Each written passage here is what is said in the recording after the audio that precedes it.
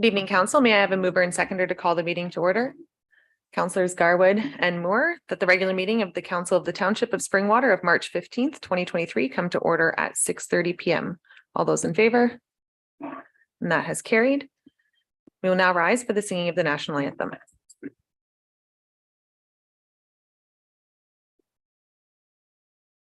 Oh, Canada, our home and native land, through nature love, in all us connect.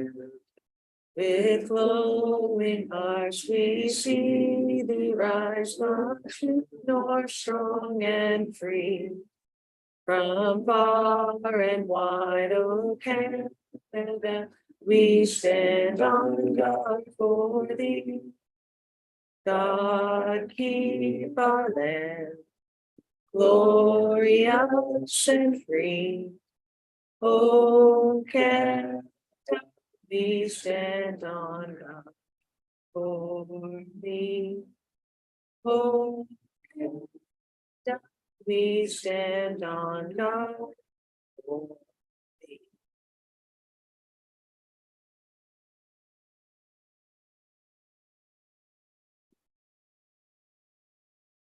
Council, are there any disclosures of pecuniary interest this evening?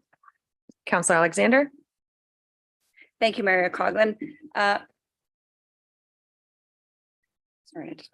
I'm declaring a potential pecuniary interest on agenda item 12.3 donation request, Elmville District High School commencement awards and bursaries. My daughter is currently in grade 12 at Elmville District High School and will be potentially applying for the bursary. I will not be taking part in the discussion or vote. Thank you, Councilor Alexander. Any other disclosures of pecuniary interest, council? And seeing none, may I have a mover and seconder to call the public meeting to order?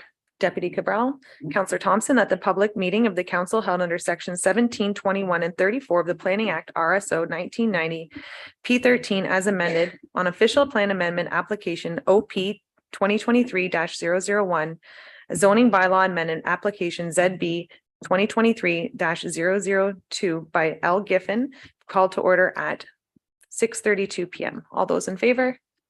And that has carried.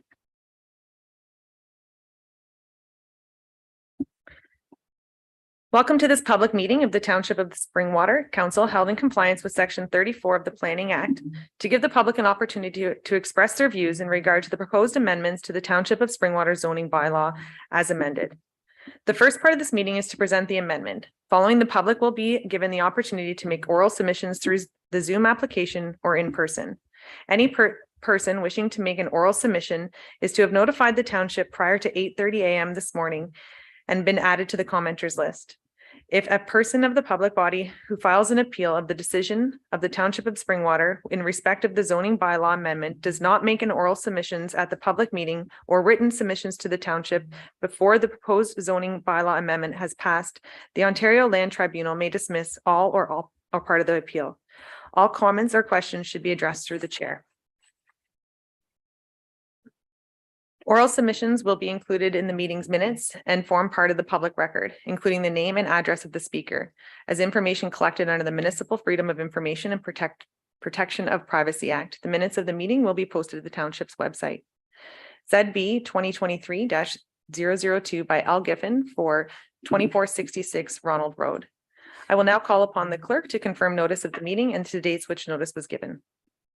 Notice of this public meeting was mailed on the 23rd day of February, 2023 to the owner of the subject lands and to the assessed owners of 79 properties in the Township of Springwater within 240 meters of the area to which the proposed amendments would apply, and to all persons and public bodies as prescribed under the Planning Act and its regulations. Notice was posted at the assessed property to which the proposed amendment applies at a location that was visible from Ronald Road. The notice was also placed on the township's website. Has the planning department received any correspondence in response to the notice of motion? Correspondence was received from the County of Simcoe in an email dated February 6, 2023, from Rama First Nations in an email dated February 6, 2023, From the Department of Finance in an email dated February 13th, 2023. From Enbridge in 2 emails dated February 17th and March 7th, 2023. From the Ministry of Transportation in an email dated February 24th, 2023. And from Jay Davidson in an email dated March 7th, 2023. All the correspondence can be found attached to this evening's agenda. Thank you, Clerk Ainsworth. I will now call upon Carla Tomeo of Innovative Planning Solutions to give the presentation outlining the purpose and effect of the proposal.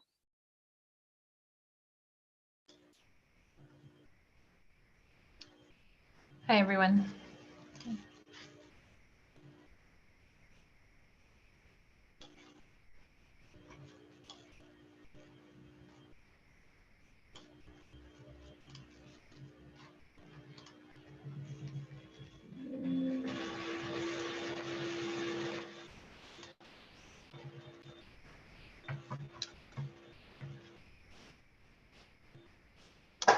Good evening, Mayor Coughlin and members of council, staff, and members of the public. My name is Megan Asbill, and I am a junior planner with Innovative Planning Solutions, representing the applicant Giffen Farms on their application for an official plan amendment and zoning bylaw amendment for the lands known as 2466 Ronald Road. I have a brief presentation which provides an overview of the proposed applications under consideration. The subject lands are outlined in red on the slide and currently operate as Giffen Farms. They are located adjacent to and partially within the Minising Settlement area and southwest of Highway 26 and George Johnson Road intersection. The subject lands have an area of 39.7 hectares with 377 meters of frontage along Ronald Road, 74 meters along Highway 26, and 62 meters along George Johnson Road. The subject lands largely consist of agricultural field with an existing grain drying operation, farm storage building, and farm workshop, all located within the southwest corner of the site. The grain drying operation is defined by all levels of planning policy as an agriculture-related use and serves several producers and consumers as a primary service for nearby operations, contributing to the township's economic viability and vitality. The subject lands are surrounded by agricultural uses to the north, west, and south, with a Minising settlement area located to the east. The subject lands are designated agricultural and settlement in the County of Simcoe official plan and are designated agricultural, highway commercial, and urban residential as per the Township of Springwater official plan. The lands are zoned agricultural exception and highway commercial exception in the township zoning bylaw. The intent of the OPA and ZBA applications is to facilitate a consent application to sever the existing grain drying operation, shown as Lot 1 on the left side of the screen, from the balance of the agricultural lands, shown as Lot 2 on the right side of the screen. Looking at Lot 1, this will contain the existing elevator and grain drying operation, which is an existing business that services and supports local agricultural uses. And severing the grain drying operation from the remaining lands will ensure the long-term economic vitality of the agricultural related operation while protecting the remaining lands for agricultural use. Section 28.5.2 of the current Township of Springwater official plan does not permit the creation of a new lot for agriculture related use. However, the creation of a new lot for such purposes is permitted within provincial and county policy, provided that any new lot is limited to the minimum size required to accommodate the use. And an OPA is therefore required and will align with provincial and county policy, as well as the township's new draft official plan. In response to comments provided by the county concerning the proposed area of Lot 1, the area is limited in size of that required for the existing use and future needs of the operation. The existing grain drying operation acts as a primary service to many producers and consumers in the area, and future market demand may require the existing operation to be expanded. Accommodating for a future expansion provides for the future needs of the use and will provide for the long-term use of these lands. In addition to an OPA, a ZBA will also be required to facilitate the future consent application. The requested OPA seeks to redesignate the lands from agricultural to agricultural exception to provide the site-specific policy to permit the creation of a new lot for the existing agriculture-related use. No changes are proposed to the highway commercial and urban residential designations, and the requested OPA will align with county and provincial policies that permit the creation of a new lot for agriculture-related uses.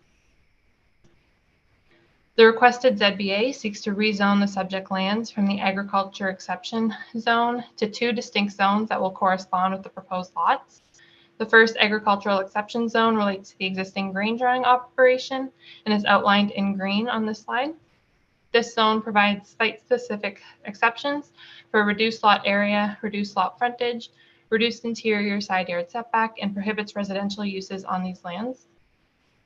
The requested exceptions are intended to support alignment with provincial and county policies that ask to minimize, to the extent possible, the lands for agriculture-related uses, such as a drying facility. Lot area has been reduced to the size needed to support the current and future operations. Lot frontage has been reduced while ensuring safe access and egress are maintained.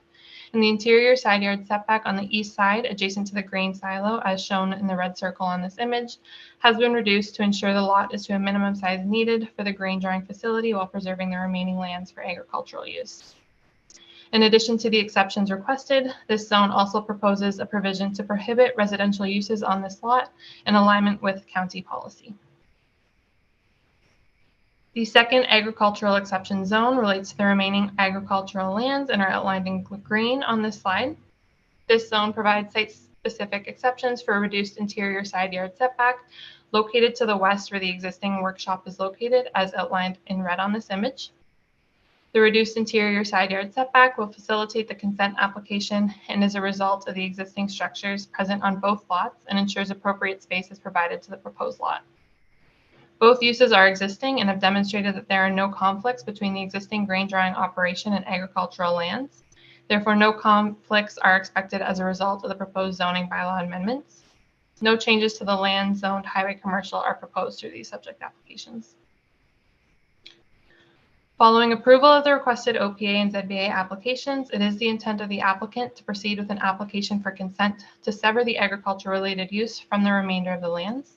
Lot 1 will consist of the existing grain drying operation and will have an area of 3.8 hectares with 88 meters of frontage along Ronald Road. And Lot 2 will hold the remaining agricultural lands and will have a lot area of 35.9 hectares with 289 meters of frontage along Ronald Road. Existing site access is currently shared between the grain drying operation and the farm use. It is proposed that the retained lot will maintain access through the existing driveway. A new driveway and access off Ronald Road is conceptualized for the severed lot as demonstrated in this concept plan. And severing the grain drying operation from the remaining lands will ensure the long-term economic vitality of the agriculture-related use while protecting the long-term agricultural use of the remaining lands. The requested OPA and ZBA applications align with provincial policy as it supports and protects economic activities within agricultural areas. The requested OPA aligns with the PPS as it will permit the creation of a new lot for agriculture-related use to the minimum size required to accommodate the existing use and future needs in accordance with Section 2.3.4.1. In alignment with the growth plan, the proposed development provides for development outside of a settlement area on rural lands that are appropriate for the use and that are currently existing. These subject applications align with county policy, specifically sections 3.6.7 and 3.6.8, as it will permit the creation of a new lot for agriculture-related use to the minimum size needed to accommodate such use. And it will prohibit residential uses on the proposed lot and maintains close proximity to farm operations in the area. The applications maintain the general intent of the current township official plan, as it promotes and protects the long-term use of agricultural lands by severing off the agriculture-related use, and it encourages the efficient operation and economic vitality of agricultural operations. The requested applications further align with the township's new draft official plan, which permits the creation of a lot for agriculture-related use under Section 5.3.2. In conclusion, the OPA and ZBA applications will facilitate a future consent application to sever the existing grain drying operation from the balance of the agricultural lands, ensuring the long-term economic vitality of the uses. The OPA will permit the creation of a new lot for agriculture-related uses in alignment with provincial and county policy, and the ZBA applications seek to facilitate the future consent application. The proposal aligns with the provincial policies of the PPS and growth plan, aligns with the policies of the county's official plan, maintains the general intent of the township's official plan, and aligns with the township's new draft official plan. It is our opinion that the proposed application represents good planning and is in the public interest.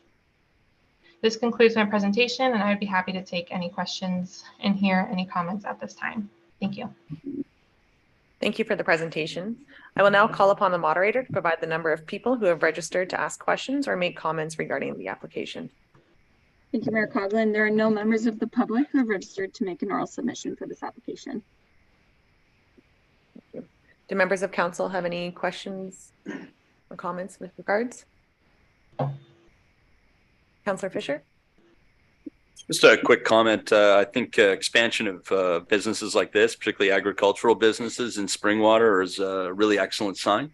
And I think that what we see here is the expansion of grain drying operations, which probably a lot of people don't know are actually really vital to people who are cash cropping in the area, and something I support.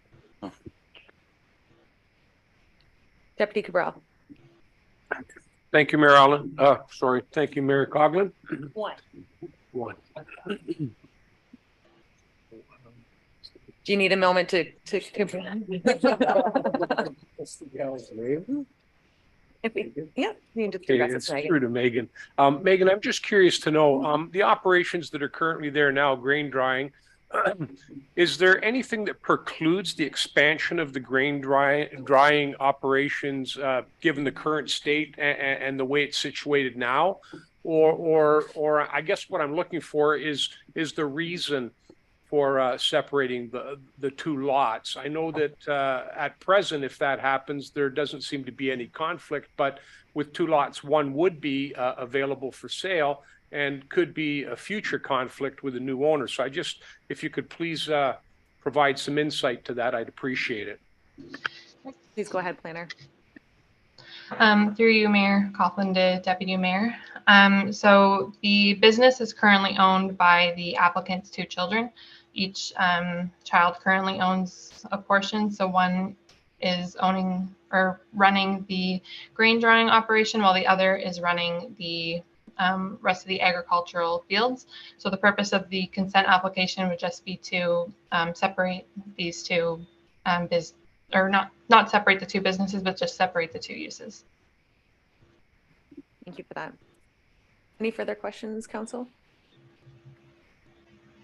All right. Are there any members of the public here this evening wishing to speak to this? And seeing none, thank you to all who participated in the public meeting with respect to the proposed zoning bylaw amendment and for showing interest in the matter. May I have a mover and seconder to adjourn the public meeting, please? Councillors Moore and Garwood. That this public meeting of the council held under section 34 of the Planning Act, ZB 2023-002 Giffen, does now adjourn at 6:48 p.m. All those in favor? And that is carried.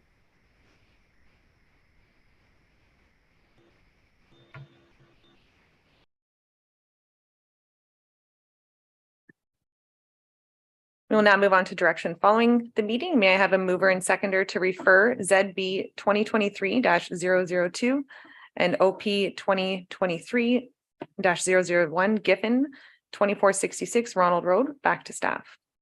Moved by Deputy Cabral, seconded by Councillor Fisher, that having held a public meeting in accordance with section 17, 21, and 34 of the Planning Act, RSO 1990, P13 as amended on official plan amendment application OP 2023-001 and zoning bylaw amendment application 2023-002 by L. Giffen, having noted correspondence and input be received and that the application be referred back to staff.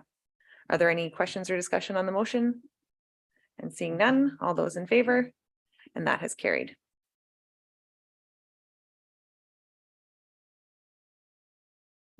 I will now call upon Dr. Linda Rodenberg to present a delegation regarding the update on Lakehead University's Aurelia campus. Come on forward, please. And if I can just ask that you pull the mics in close to you so that we can hear you. Thank you.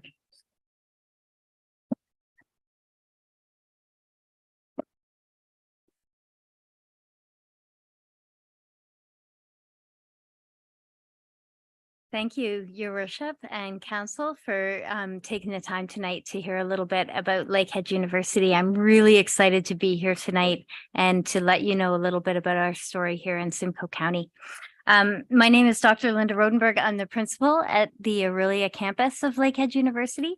And today I'm going to tell you a little bit about where we're at as an institution. And my hope is that we'll also be able to share a little bit about how that our story is aligned with the story of Springwater Township as well. So we'll turn on to the next slide, please. Thank you. The story of Lakehead University in Aurelia is very much a story about access to education. And as I was driving here tonight, it really reminded me of coming home to my own community. I grew up near Woodstock, Ontario on a farm, and I'm a first-generation Canadian, and this just really feels like home. What I learned when I was growing up in that area is that access to education is absolutely key to the members of our community. And the community I grew up in was very much like this place in that it was a community of communities. And one of the ways that we all came together was through education. 47% of our students at Lakehead in Aurelia come from Simcoe County. And I think it's really important to point out that those students are a certain type of student that comes to us. When we arrived in 2006 in this area, we came to Simcoe County because there was a lower uptake of post-secondary education here in Simcoe County compared to other places in the province. And we're changing that. 94% of our students have at least one barrier to post-secondary education, but we make sure that when they come to Lakehead in Aurelia, we're able to meet their needs. So 54% of our students are the first in their family to attend post-secondary education, and 24% of students originate from rural communities. And so we really build a sense of community on campus with mental health resources as well as educational resources. And we ensure too that students have access to the financial aid that they might require as well. So 58% of our students have access to financial aid. Next slide, please. The other thing that's important is that we provide access to economic drivers, and we know this is important to Springwater Township. And we know that the things that we bring in relation to that economic impact are also really important. So Lakehead University in Aurelia has an economic impact in the province of $245.7 million. And Lakehead as a whole has an impact of $3.5 billion. Now, if we break that down, though, what becomes important within our communities is that we have 253 employees living and working in this area. And the other thing that is really important, I think, is that we also have 118 international students from 39 different countries that are at the Aurelia campus. Many of them want to continue to live and work in Simcoe County and in Springwater Township after graduation. So we're also contributing to the internationalization of our workforce as well. Next slide, please. The other thing we have in Simcoe County, as all of you know, is access to talent, homegrown talent that comes from Simcoe County and stays here in the county if they can get their educational needs met here. In Springwater Township, we have 34 current students that are coming from your township to Lakehead in Aurelia, and 116 Lakehead alumni are living and working in Springwater Township as well. Currently, we have over 2,000 students for the first time this year between Lakehead Aurelia and the Lakehead Georgian Partnership. And we're really excited to say that those students are very interested in staying and working here in the county. Next slide, please. And just to reiterate the Springwater Township connection, I will say I've had some incredible students myself that have come from Springwater Township. Laura Crawford Aubrey was a student of mine, and she was doing her Master's of Education, and she worked with me at Lakehead University in community engagement and lifelong learning. Jacqueline Radford actually didn't grow up in Springwater Township, but has moved here. She now lives in Elmvale and went to Lakehead and is working on LGBTQ programming with the Gilbert Center. And also, some of you might know Elizabeth Breton. She came to school at Lakehead in Aurelia because she knew she wanted to teach here in Simcoe County and in Springwater Township, and she's currently teaching with the Simcoe County District School Board. So many graduates from your area, and they're making a real difference in your community. The other people making a difference in your community are some of our researchers. This slide just highlights the work of Dr. Tarlak Sahota. And I wanted to highlight his work here today because I know about the importance of agribusiness in this region. And one of the things that's really great about having Lakehead in Orillia is that we have many researchers that are doing local work here within this area, but it also gives us the opportunity to connect to researchers who are working in Thunder Bay as well, and the resources that are available there. And Dr. Sahota's work in agribusiness and in relation to new crop varieties, that type of work is really important to some of the business opportunities here in Springwater Township as well. We have 116 industry and not-for-profit partnerships that we're always trying to draw on to leverage innovation opportunities here in relation to all kinds of different areas. And I'd be really excited too to hear about how you might think we might partner further as we grow together in relation to each other. Next slide, please. The last thing I want to talk about is lifelong learning. This is really near and dear to my heart. We're really trying to redefine the concept of lifelong learning in our own programming at Lakehead and Orillia. We have programming for elementary school students all the way up to seniors, a really active third age learning population. So we have over 750 seniors that are connected into learning opportunities on campus. We also offer really innovative special high skills major programming. I heard that one of the counselors has a daughter at Elmville High School, and we have offered a program called the Ontario Youth Naturalist Program to students in that high school. And so we've had 6 classes with teachers Kristen Giles and David Burns that have over the past 2 years participated in programs that allow for them to reach ahead to Lakehead University and experience programs that meet their needs as high school students, but also give them a taste of the university experience so that they can understand what we offer as well. So lifelong learning is at the heart of what we do because we really do consider ourselves to be a community-based university. Next slide, please. We're ready to grow. As you're well aware, as counselors, we have a huge opportunity to grow in Simcoe County today. Our population growth is really high, higher than the provincial average. And that's something that we're ready to respond to at Lakehead and Orillia. So we have a plan to grow our annual economic impact to 400 million. And we are planning to grow to 3,500 students on our campus by 2032. And that's both in Orillia and through our Georgian College partnership programs as well. We also plan to add 10 new programs over the next 10 years. And so all of that is in response to growing needs in our communities. And so I'm here today to really implore you to let us know too, what types of programs you think we should be offering in order to really respond to the needs of Springwater Township as we move forward. I also want to take this opportunity to invite your worship and any counselors that might be interested to come to Lakehead University, and we can give you a tour and show you a little bit more about what we do. So I would be happy to take any questions that you might have about Lakehead and Orillia. Thank you very much, Council. Before we do move to questions, may I have a mover and seconder to receive the delegation? Councillors Alexander and Deputy Cabral. And Council, do we have any questions or any comments? Right.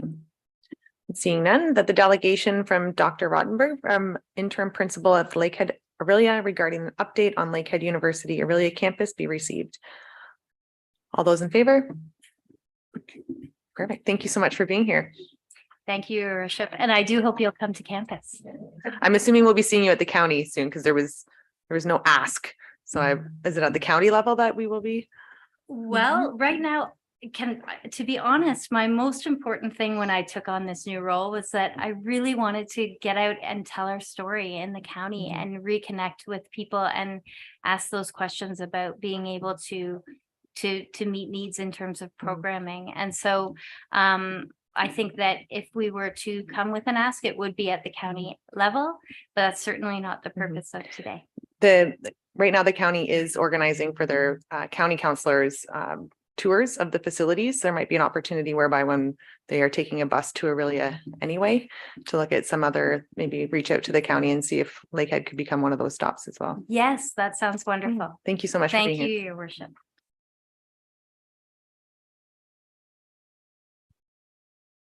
We are now moving on to our question period. Members of the public are asked, invited to ask questions of council or make comments regarding an item on the agenda. Questions are not on the agenda will be described at the discretion of the chair. In order to accommodate the registration process for oral presentation, submissions will be accepted until 12 p.m. on the day of the meeting. In accordance with the procedural bylaw, the first 5 submissions will be accepted in the order that they are received on a first come, first served basis, with a total of 10 minutes being dedicated to each question. Clerk Ainsworth, have there be any submissions received? Thank you. There was a submission request received from Carol Fleming, and Ms. Fleming is with us this evening. Ms. Fleming, you may approach the table, and if you could speak directly into the microphone, and you do have 2 minutes for your submission. Thank you. Good evening. Perfect. Welcome. My name is Carol Fleming, and I moved to Springwater in 2019, 41 years ago. And we've loved living in this area of this part of Ontario. I've been involved with the Midhurst Community Centre since 1997, over 25 years. And recreation is very important to me. And my question is about recreation in Springwater.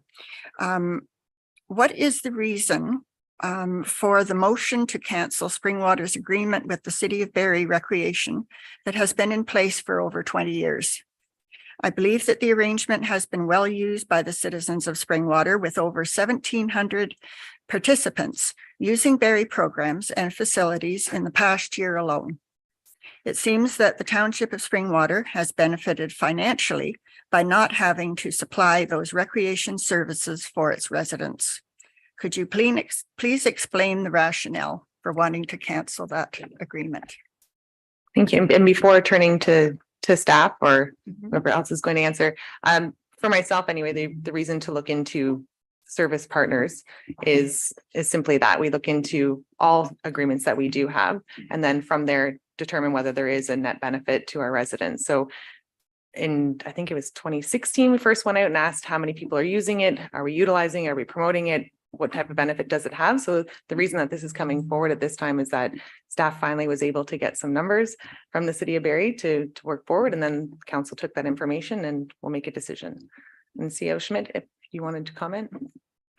Thank you, Mayor Coughlin, through you to Mrs. Fleming. In addition to that, Ms. Fleming, sorry, I'm getting some feedback here. Sorry. I think the other matter that's come up, or maybe isn't clear, is that the agreement was set to expire on February 28th of this year. And so, to the mayor's comment, there was direction from council to staff to come back with details that have been provided in the staff report that was on the last agenda, and then further information was requested at the last meeting for tonight for council's consideration. So when staff brought this forward, again, not necessarily a recommendation to cancel it, it's an option that council needs to be aware of that's available to them. But by no means is staff recommending that we cancel the agreement. It's just simply an option, just like the other options that were provided on the staff report that came forward at the last meeting. So Because when I read the minutes, it said that there was a motion by the manager of Parks and Recreation to cancel it. And I'll go back to, There's a motion, then. sorry, and we'll go back to CEO Schmidt for comment on that, or procedurally, but CEO Schmidt. thank you, Mayor Coughlin, through you to, again, I thought it had already been discussed, and correct, Ms. Fleming. So at the last meeting, council did discuss the 3 options that were provided in the staff report. And at that meeting, there was a motion tabled, and that motion was to consider canceling the agreement. That motion then was deferred to tonight's meeting. And so no official decision has been made by council as of yet. It is on tonight's agenda for council to consider moving for considering which direction they would like to move after this evening. So no decision has been made at this time. So at this point, then it's Council will be discussing it tonight. Yes, Councillor Fisher. Thank you for coming forward, Mrs. Fleming. You know, in our previous meeting, you know, I believe that we did not have all of the pertinent information to make a decision. We've since been provided with Councillor Fisher, I yeah. apologize. I just got notification from the clerk that the discussion should be after we've tabled it. So if it's to the discussion, we could pull it forward to have that conversation now, but I did Okay. get the nod here that it needs to be. on the wait until table. later. Thank you. Okay. All right. Thank you very much for your question, and we will be discussing it later this evening. Are there any other members of the public that wish to ask a question this evening? All right, and seeing that there are none, we'll move on to item 8, which may I have a mover and seconder to approve the minutes of council, please? Councillors Garwood and Thompson, that the minutes of council listed herein as be approved as presented. The minutes of the regular meeting of council of March 1st on 2023, and the minutes of the special meeting of council March 1st, 2023. Are there any questions on these minutes? Seeing none, all those in favor? And that has carried. May I have a mover and seconder to receive the minutes of boards and committees and organizations? Councillors Alexander and Moore, that the minutes of the boards, committees, and other organization listed herein be received as information. Minutes of the Heritage Advisory Committee of November 22nd, 2022. Minutes of the Cultural Advisory Committee meeting of October 4th, 2022. Minutes of the Joint Accessibility Committee, a meeting of March 2nd, 2023, and draft minutes of the Nottawasaga Valley Conservation Authority Board meeting of February 24th, 2023. Are there any questions on any of these minutes? And seeing none, all in favor? And that has carried. We now move on to our board and committee reports. May I have a mover and seconder on the report regarding the library courier outreach van purchase? Councillors Thompson and Moore, that the report from the CEO of the Township of the Township Public Library regarding the library courier outreach van purchase dated May 15th, 2023 be received, and that the library purchase a courier van in the amount of $50,000 with the funds drawn from the library discretion and capital reserve. Council, at this time, we can discuss the item on the floor. Councillor Fisher? On this time. So I've read through the report here. I tell you, I'm a bit of a loss, actually. I don't know what type of vehicle it's on. I've asked for clarification on that. Apparently it's 4 different vehicles. It only explains one lease option, which I don't fully understand, and I have some background in this. And it doesn't even explain the expenses that are incurred with it. So I don't understand the leasing option. Also, $50,000 for a van. You know, 2 of the vans that were listed, Honda Odyssey and Toyota minivan, are far in excess of $50,000 pre-tax before any wrap is put on them. So I don't understand how that could be an option. I guess I'll summarize by saying I don't really think this gives us very much information and much to go on to make a purchase or lease. And I do have CAO Delgado with us virtually this evening. CAO Delgado. Hello. Thank you, Mayor Coughlin, and through you to all of council. Before I answer your question, if I may take a moment also, I would like to introduce my board chair, Adrian Graham, who is also on this call, and he may be able to field some questions as well. Regarding the make and model, when we were putting this through for the budget for last year, we were informed to leave it open, so not to presume any make and model, because we will be going to procurement, and whatever model comes through with the best bid would be the one that we would choose at that point. So we are open to multiple makes and models depending on what comes in with the best bid. As for the leasing, yes, this was from one lease. All of the leases I received, the quotes were all in the same number. When I had originally put it forward sort of as an average of the different leases, it was more confusing. So I decided to stay with one option for that. And of course, that would also have to go up for procurement. So this is more an average of the numbers, because what we get through the procurement may come in differently. At the time, $50,000 was the best number. And with government discounts, all the leases were coming in under the 50,000. In this was before the Ukraine war, where car prices went sky high. So I can't guarantee that everything will come in under 50,000, but we are hopeful that we will get everything under that. And for makes, we would prefer a small Ford Transit Connect type van, but a minivan would also be available or would work for us. So hence we left it open based on what we get in. Follow on, Councillor Fisher. Would it not be smarter than to get the quotes and send it out for tender before we're sent these numbers? I mean, I don't have much to go on, frankly. It's a hypothetical lease on a potential vehicle that that's, in your own words, is exceeded in value. So I don't know how we can vote on this when it's 4 hypothetical vehicles and lease numbers that don't even work out. So I'll turn to CAO Schmidt. Thank you, Mayor Coughlin. Just through you to Councillor Fisher.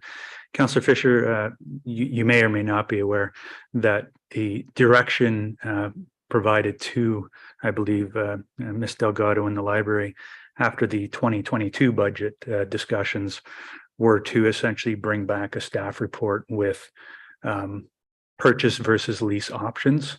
And so you're not wrong. Typically, staff would come forward with an award report to council, and we would have gone through that procurement process that CEO Delgado mentioned. Unfortunately, we're not there yet, I guess, because of the direction that was provided was to come back with updated numbers, if you will, and again, to determine whether council was agreeable to a purchase versus a lease option. And once we got direction, or CEO Delgado got direction from council on that, then they would proceed down the fashion of either purchasing and or leasing, and then likely come back to council with the final results. Thank you, CAO Schmidt. Council, additional questions? Deputy Cabral. Thank you, Mayor Coughlin. Just a couple comments. I mean, if I look at this, it certainly appears that an outright purchase seems to be the way to go. However, I do have some question. If I recall correctly, the vehicle was going to be utilized for attending various events and also for transportation purposes, for conferences and things like that. So I'm just curious to know, in my mind, you would be looking at something, given the type of folks that would be operating the vehicle, that would have something like stow and go seats or something like that. So I'm curious to know whether or not the vehicle that you've mentioned, this Ford Transit, is that type of vehicle, or does it have heavy seats that need to be removed every time you're going to utilize it for a different purpose? CEO Delgado. Thank you, Mayor Coughlin, and through you to Deputy Mayor Cabral. Ford Transit, the Ford Transit Connect is a cargo vehicle, so a commercial vehicle. You can purchase the passenger version, which does have extra seating. I have surveyed many of the libraries that do have vehicles, and those that use it for a courier use that type of vehicle. Those that use it primarily for outreach or attending training tend to use a minivan. As we would be using it for both, either would work.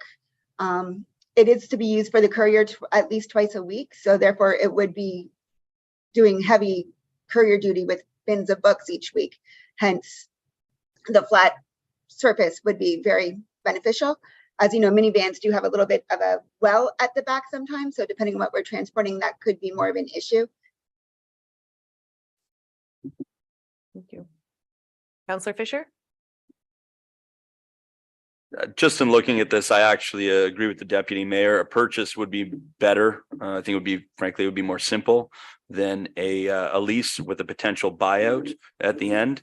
But I also think that there's other potential vehicles on the market beside the Ford Transit Connect, the Toyota and the Honda that would probably be more cost effective, fulfill the needs potentially better with things like stow and go seating.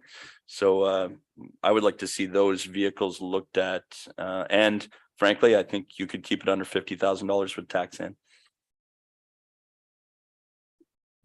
CEO Schmidt?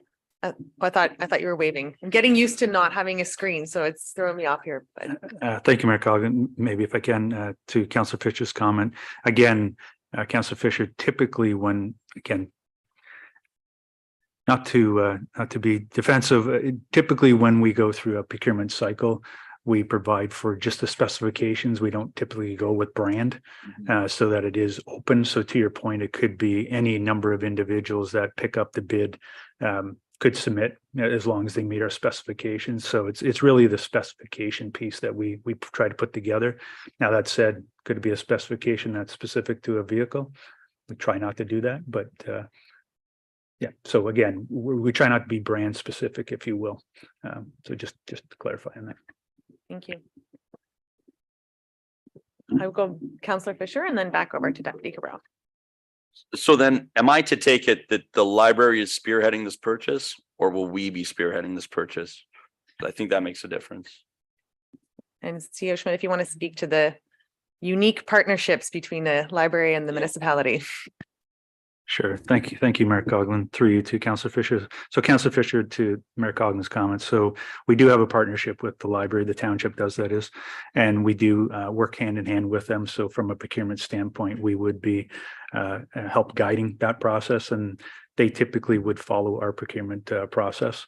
And similar, we help them with payroll and financial matters and so on and so forth. So this would be going through we'd be helping them through the procurement process. And before I do go to Deputy Cabral, so during that process, it wouldn't be specific to the items listed there. There would be a specific type of vehicle, and it's open to anyone who wants to bid. And then there would be the award system similar to everything. So it would come back to council with what was procured, correct? Through you, Mayor Coughlin, typically, again, through the procurement cycle, we add in what our specs are of what we're looking for in a vehicle, and then we put it out on bids and tenders, and then it is open to anybody that's registered on bids and tenders to submit a bid within the time frame. Results are analyzed, and then a report could come back to council for your consideration. Thank you. Apologize for the delay. Deputy Cabral. Thank you, Mayor Coughlin. And I'm kind of echoing Councillor Fisher's comments there with respect to the procurement of the vehicle. However, my other question would revolve around the maintenance and insurance costs. How would that work out? Would this vehicle fall under fleet for service at our own in-house garage, or would it be jobbed out to a local garage? And with respect to the operational costs, in particular insurance, would that fall under fleet insurance? I just kind of want to wrap my head around where those costs would be coming from or covered. And thank you. I'll go to Director Radigan for any comment on, I guess this is their first vehicle with the library. So if there's been internal discussions as to that. Thank you, Mayor Coughlin, through you to Deputy Mayor Cabral. Is your mic on? Sorry, Director. Yes, it is. The asset would form part of the township's overall fleet. And so insurance costs have already been included within, I believe, the cost. CEO Delgado can confirm, but I do believe we did provide her with an estimate for $2023. And maintenance costs, I believe it would be based on the availability of our mechanics, but I believe it would also be under some sort of warranty as well. But it would form part of the township's overall assets. Thank you. Thank you. Council, are there any further comments or questions? Seeing none, all those in favor? Sorry, I did read it. My apologies. I can read it again. I read it at the beginning. And my apologies. That was a longer discussion. So it is just the motion as it stands. If there was any amendments, I can call for amendments again. I did have a mover and seconder, which was Thompson and Moore, that the report from CEO of the Springwater Township Public Library regarding the library courier outreach van purchase dated March 15th, 2023 be received, and that the library purchase a courier van in the amount of $50,000 with the funds to be drawn from the library discretionary capital reserve fund. We can continue discussion if required. Councilor, yeah, sorry, Deputy Cabral. Thank you very much. I'm just wondering whether or not should be any guidance in the motion with respect to the tendering process, or we automatically just assume that's our own in-house staff would be assisting with that. I'll go back to Director Radigan. Thank you, Mayor. Mayor Coughlin, and through you to Deputy Mayor Cabral. We do have a procurement and risk management coordinator that does assist with all procurement, and she would work in coordination with the CEO as well as the general manager of infrastructure and operations. And the tender would be placed on bids and tenders, and we would work through that process through our procurement officer. Thank you. Council, seeing any other discussion? Councillor Alexander. Thank you, Mayor Coughlin. So just so I understand this fully, in that when we were looking at the financials, we were saying that it may be higher than what they originally quoted. And this as in the amount of $50,000. So if it is over $50,000, would that come back to us? So we're not spending $75,000, just to understand the motion and how that works. Thank you. And I'll go back to Director Radigan. Thank you, Mayor Coughlin, and through you to Councillor Alexander. That is correct. Based on our procurement policy, we are required to come back to council for anything that is over budget. Staff does not have the authority to bind the corporation in terms of anything going over budget. So you would see that staff report come back. Thank you. Councillor Fisher. So going forward with this, will that department be helping the library, holding their hand through it to acquire the van? And I'm asking this because it's part of the 2022 budget. I'm assuming that they hadn't helped with this thus far. Director Radigan. Thank you, Mayor Coughlin, and through you to Councillor Fisher. The finance department does assist as much as possible in terms of the budget process. However, for the $50,000, that is left up to the department to ensure that they are able to quote based on the best possible knowledge that they may have at the time. Now, this is a 2022 dollar value. Obviously, things have changed over the year, but procurement services are centralized within the township. So we do assist all departments, and we do consider the library to be a department of the township. Thank you. An arm's length department, an extension. Yes. All right, council, seeing any further discussion? All those in favor? And that motion has carried. Thank you, CEO Delgado, for joining us this evening. May I have a mover and seconder for the deferred motion from the March 1st, 2023 regular meeting of council?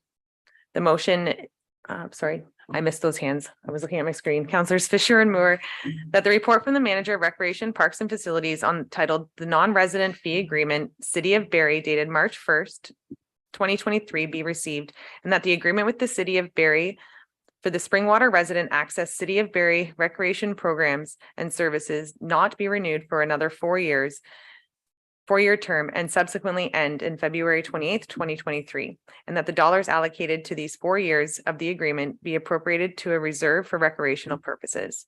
And before we do move into discussion, I would ask CAO Schmidt if you can update members of the public and council on the information that we have received since then from the City of Barrie. Thank you, Mayor Coughlin. So attached to this evening's report, or this evening's agenda, is a report regarding some of the information that I was able to obtain since our last meeting. And so in my conversations with the City of Barrie, there was a number of asks, and essentially trying to, again, clarify and or provide, I would say, more complete information as opposed to what was previously provided. So the information that you see tonight is for the full year of 2022. So that's why the numbers are slightly different than what was provided in the report previously. So the numbers that you're seeing from a registered program perspective, again, shows in 2022 that 1,723 programs were registered or Springwater residents registered for. And again, just to clarify, that doesn't mean 1,700 residents within Springwater participated in programs. It could be multiple individuals that have registered. So that number would be a maximum, I would say, but likely could be less than that. So just again, for clarity. Further to that, in the report, information that was provided shows a breakdown of how those 1,723 programs, what activities individuals were signing up for. And so you can see that a large portion, if you will, was for the aquatics programs that the city of Barrie does offer. And then also there was some day camps as well as some other programs that residents are utilizing currently. Further to that, we had a discussion about kind of their verification process and how do they verify a resident registering for a program. And so you can see in the report that they've made some changes to how they verify and try to ensure that they are reporting on accurate information. The challenge is, I think, with the city of Barrie is A, they've had a number of changeover with staff, and B, they've actually changed over their software program. And so their legacy system, I think, the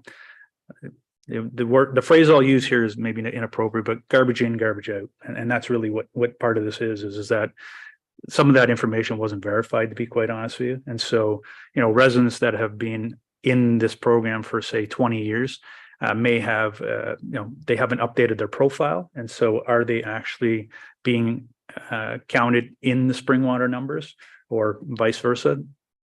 Not easy to verify. And that's part of the challenge. So again, not to say anything negative against the city of Barrie, it's their process.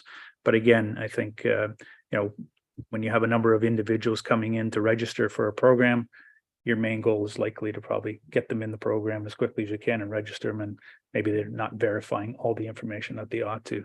So again, the numbers, the information that's provided to us is as good as the information is at this time. I'm not sure it's going to get any better, to be honest with you. So the other piece, I guess, is just to clarify that what the current agreement is comprised of. So again, it does provide our Springwater residents with essentially the same access that a city of Barrie resident would have. They essentially get to pay they pay the same fee as a city of Barrie resident. I know there's been some discussions about, well, they also get to register earlier than other non-residents. That's not currently the case. In my discussion with the city of Barrie, there is no delay in registering for whether you're a non-resident versus a resident. That said, over the last 20 years, that's changed. There's been times where they have had a delay, if you will, for non-residents.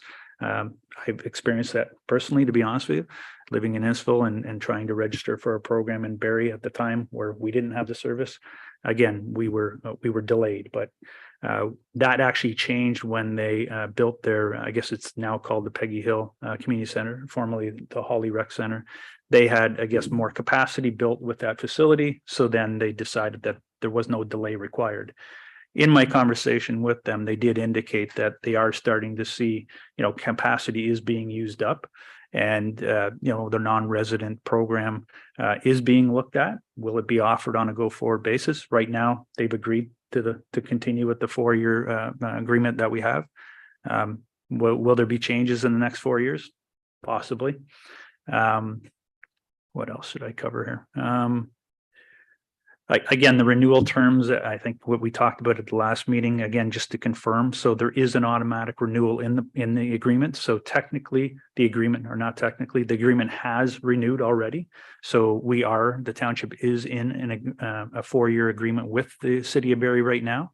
There is a provision where we would have to give them 60 days notice in order to, before the expiry of the renewal term, for them to be able to cancel it. With the date of February 28th past us already, we're obviously beyond those 60 days and no notification was provided to the city. I did have a conversation with them to indicate that is there a possibility if council wanted to entertain a different length of contract, would that be possible? They didn't say no. So they didn't object, but at the same time, I think further discussion would have to happen with the city of Barrie. But again, that would all be dependent on direction received by council tonight. And maybe I'll pause there and happy to answer any questions I may be able to.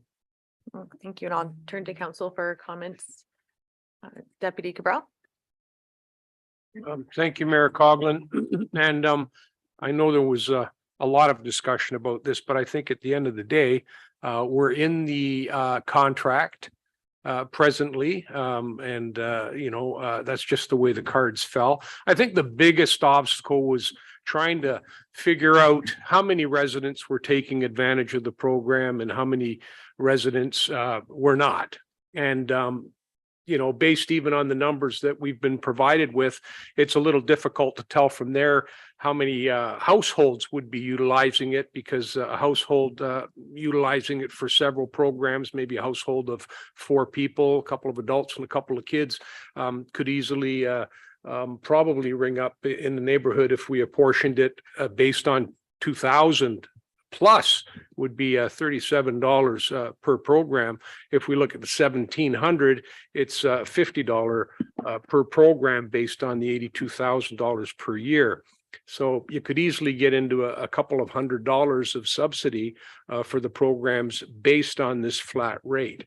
So I think for myself, we had looked at one of the other options, and since we're already basically into this contract, would be to maybe look at some type of a subsidy moving forward in the fall through negotiations with the city of Barrie that might also open up the door for more equitable subsidies for programs outside of Springwater Township for other residents who are not, in close proximity to the city of Barrie. They might be able to utilize facilities in an adjoining township, say Wasaga Beach.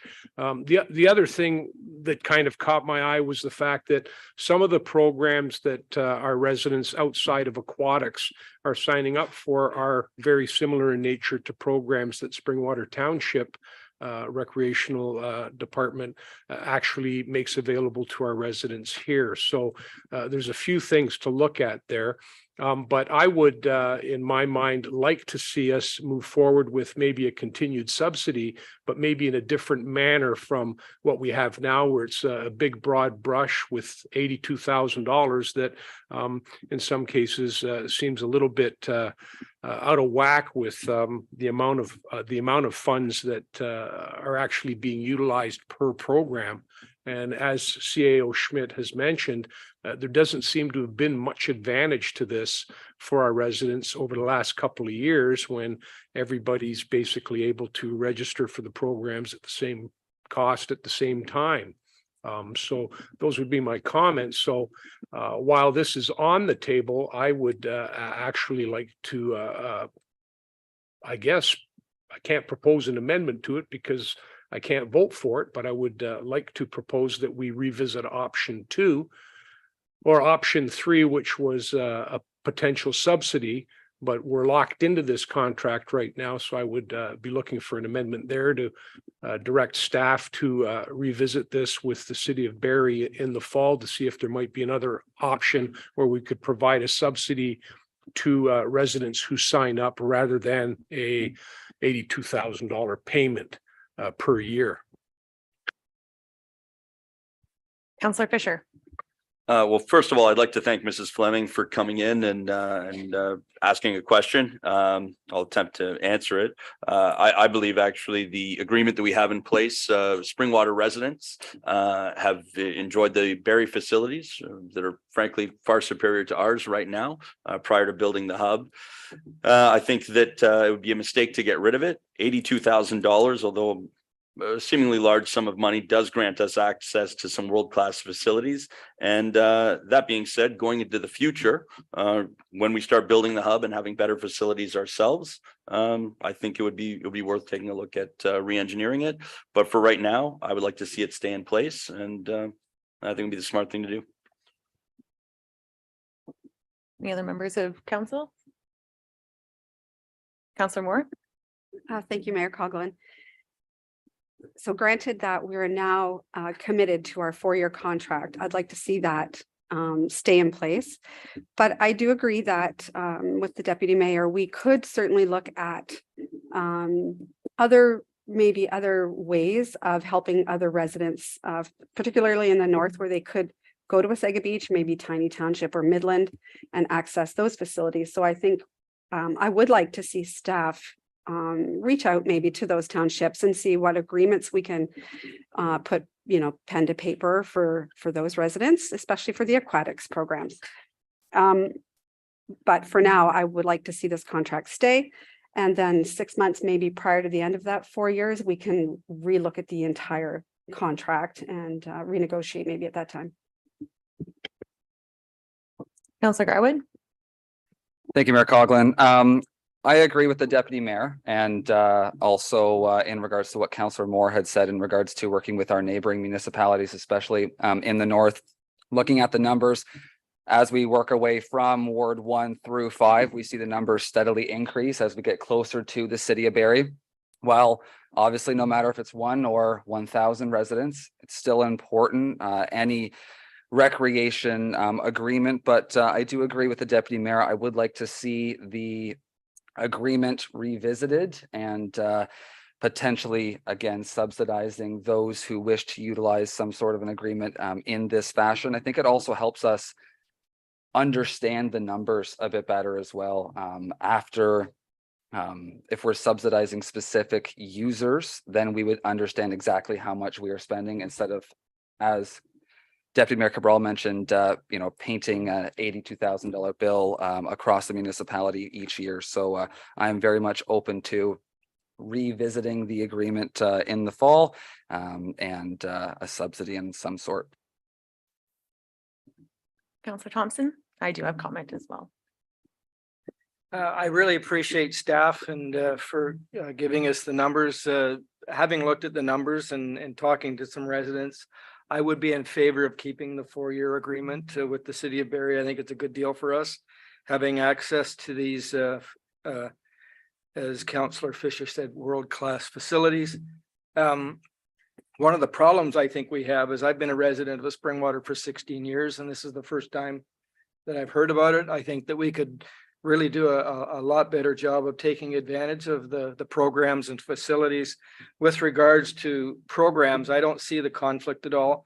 My understanding is any of the programs that Springwater offers, as many of the Barrie ones, they sell out with waiting lists. So being part of some of the Barrie programs wouldn't take away from our programs in any way. So I would be supportive of renewing the 4-year contract.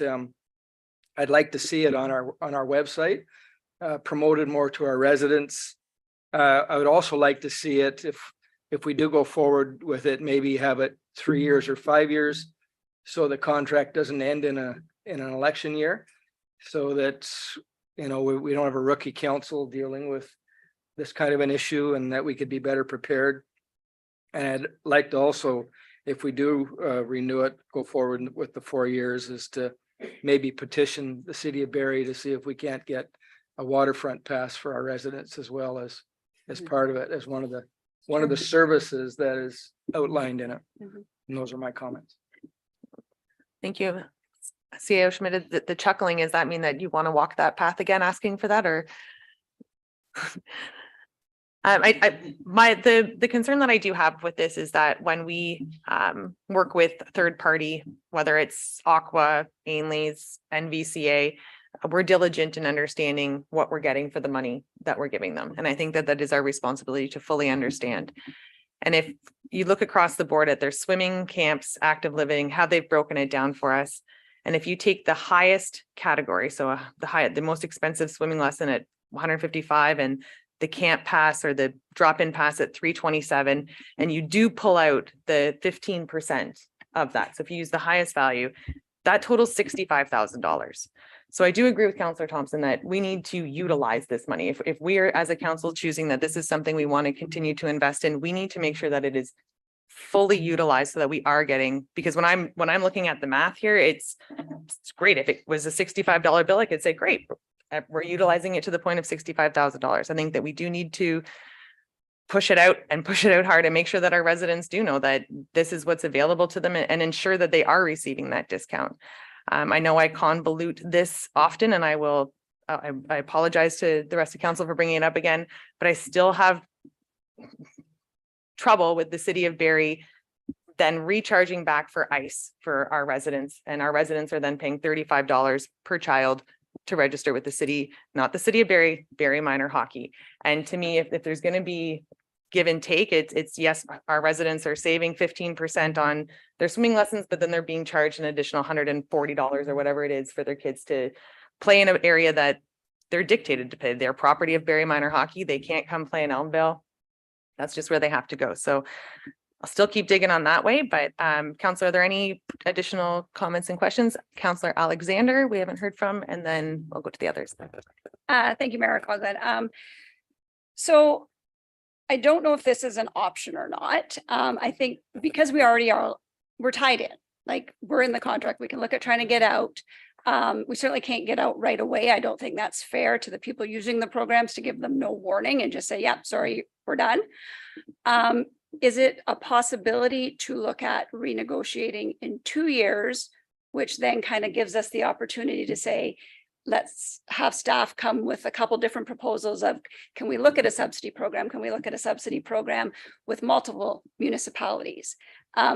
And not rush it. I feel like sometimes we're in a position where we're making rush decisions that aren't maybe necessarily the best decisions. So as opposed to saying, okay, we're going to lock ourselves in for 4 years, which is quite a bit of time, can we say, okay, 2 years, which is a reasonable amount of time when you think about the research, negotiating with other municipalities and actually having all the information. And then if we can make a decision and then letting residents know, so nobody is all of a sudden, you know, next week, hey, by the way, you can't. So I don't know if that is an option, if we could look at something along those lines. Thank you. Councillor Fisher. To Councillor Alexander's points, I totally agree. No matter what we do, it can't be a rushed decision. This is something that needs to be not done in the 11th hour. And I'm going to be honest with you, frankly, the other night, I think we were making a vote, or we were goaded into making a vote with information that we hadn't received yet. And I think it was about to affect our residents very negatively, whether you agree with it or not. It was not the right thing to do. So I agreed with putting it off until this evening. No matter what we do in the future, whether it's in 6 months, 2 years, or 4 years, this needs to be it needs to be tackled differently than we did the other night. Deputy Cabral. Thank you, Mayor Coughlin. I think what we're really talking here about is a subsidy. It's plain and simple. The difference is we're paying $82,000 in advance for that subsidy. I think it would be a little bit more prudent if we were to have a subsidy that was payable to the residents when they actually signed up for a particular program. Anyway, I look at this, it seems that a larger household gets certainly a larger break. But what isn't lost on me is the fact that this is obviously just due to proximity, used more frequently by folks in the South End. And you know what? I get it. If I lived in the South End, I think I'd probably feel in much the same way. But it's also about fairness and equitability for all the residents of Springwater Township. So it's kind of like you live in the South End, maybe you go shop at Walmart. Nobody from the South End is driving up to Elmvale to shop at the Foodland. And that's kind of what it boils down to. And it's not a north-south thing. So I would actually propose that we look at this particular motion as it stands and take out the second paragraph and the third paragraph. And to Councillor Alexander's point and my own talking about in the fall, I think this can be revisited at a later date after we let it go forward for a couple of years anyway. I don't think it's something that we have to nail down right now. We're already in this contract. So it's up to Barrie to turn around and say, yes, we'll renegotiate or we won't. However, I would like to add a paragraph to this, and that would be that staff be directed to engage with neighboring municipalities in Oro-Medonte, Tay, Midland, Tiny Township, Wasaga Beach, and Clearview to see if a similar subsidy might be made available to the residents of Springwater Township who would like to utilize a recreational program in those areas. That's the only way you can make this equitable to everybody in Springwater Township. So that's the proposal I'm putting on the floor now. And do you have a seconder for that, Councillor Garwood? And I would just ask as a friendly amendment, can we just say neighboring instead of having to list all of them? Neighboring wouldn't include Midland. Okay, thank you. So if you say neighboring, I'm good with That's what that. If you want to also add Midland in there, including Midland. And then I'm going to refer back to CO Schmidt. If we were to remove the second paragraph, understanding that the current agreement is for a 4-year term, so whether or not we repeat it in this resolution, we're still locked in for a 4-year until council makes a decision at a later date, correct? So either way, if it's in there or not, we're in the same agreement. It would be up to council to bring forward a notice of motion at a subsequent time to reevaluate, or how would that be? Unless we were to change that to 2-year. Okay, I'm going to go to Clerk Ainsworth because she's closest. Thank you. As the second and third paragraph that are listed on the agenda were option 2 of the original report, I would recommend that the deputy mayor's motion include that option 1 be replaced with paragraphs 2 and 3 with the addition of the paragraph about the report for neighboring municipalities. That would establish the 4-year term with the costs outlined, provide staff with the authority to execute the document. If that's the way that council would like to go, is to see the 4-year term be adhered to at this point. And then, as the mayor mentioned, down the road, there could be subsequent discussions on terminating the agreement earlier once the other report comes forward, if council would like to see that take place. Thank you. And back over to CO Schmidt. Thank you, Mayor Coghlan. I believe the question to me was whether or not we're locked into the current agreement. So as far as I'm concerned, the agreement that's been longstanding is a 4-year term. So unless staff's directed by council to seek amendments with the city of Barrie, as far as I'm concerned, we're locked in for the 4 years. Thank you, CO Schmidt. And then without, I would also like, I don't know if it's just direction or if it's a further amendment, but I still am not satisfied with their reporting. I think that we need to continue on them. And if they are going to be charging us that type of money, we need to know. I think it only behooves us to understand whether it's 1,723 individuals, or if it's 500 families. Like it really does make a difference. It's a significant amount of money. And then also to help us break this down, when they talk about a pass, there's a $700 pass and there's a $300 pass. So it's hard to, when our residents are saving 15%, and again, they're not lining up early, we're not getting preferential treatment, we are saving 15% of that. So there needs to be the value there. So if there can be direction to continue to, I don't want to say nudge, or I don't know what word to use in the, Councillor Moore. Thank you. I think that we could maybe add that piece to our request to say yearly, we need a report back yearly, and just send that off and say, we want to see some stats every year. Then we'll have that going, in 3 years from now, we can absolutely go back and say, we can see a trend or no, or maybe the staffing challenges that they're thinking they may have soon will impact our residents at that time. So. See, Clerk Ainsworth is working on a as amended here. Now wait for that. Deputy Cabral, do you agree to the slight amendment to your amendment whereby we request annual data? It doesn't affect the point I was trying to put on there, so I don't have a problem with that, but sure.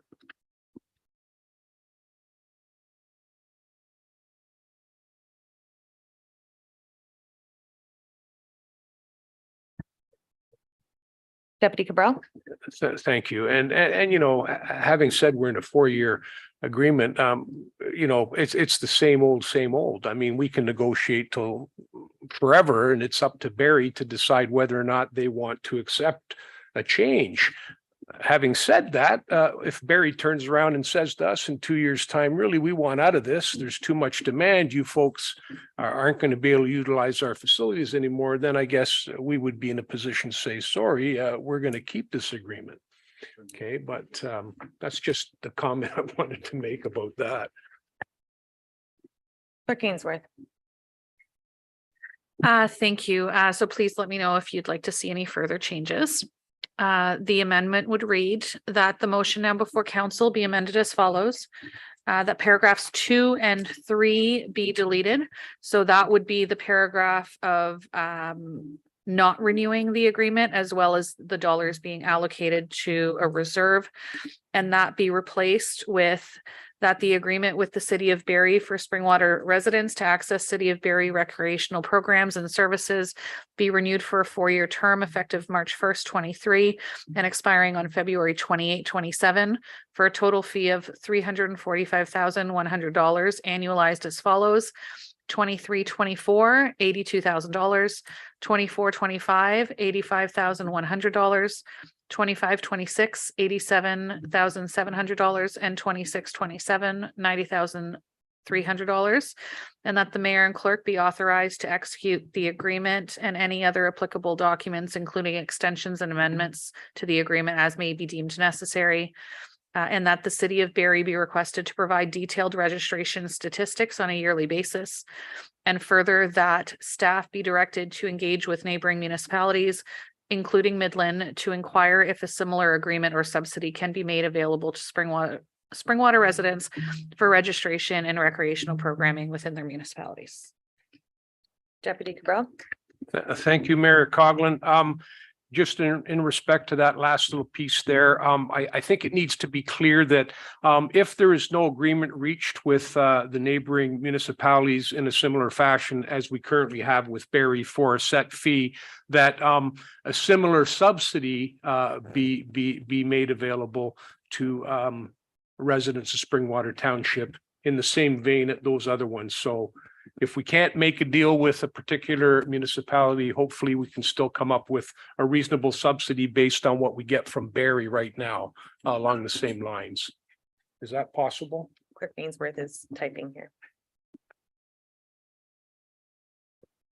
And again, we will be voting on the amendment and then the main motion to follow. So this is the amendment, which would pull forward option 1 as amended to include a report on our neighboring municipalities and a subsidy program, potential subsidy program, as well as the annual data from the city of Barrie.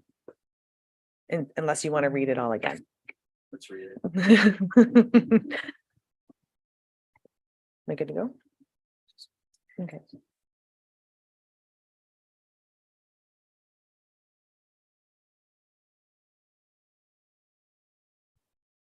Clerk Ainsworth.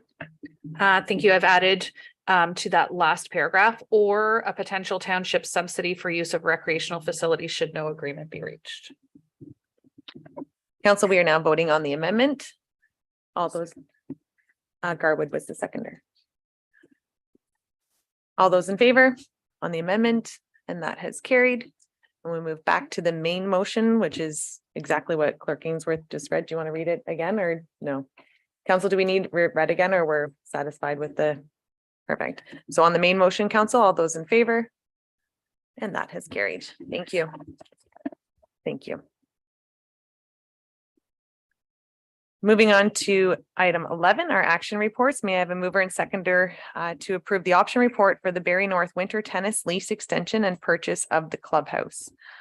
Council, we would need to be moving forward with one of the options on the table prior to discussion. So if there's a member of council that would like to see one, either option 1 or 2, we can put that on the table and then have a discussion.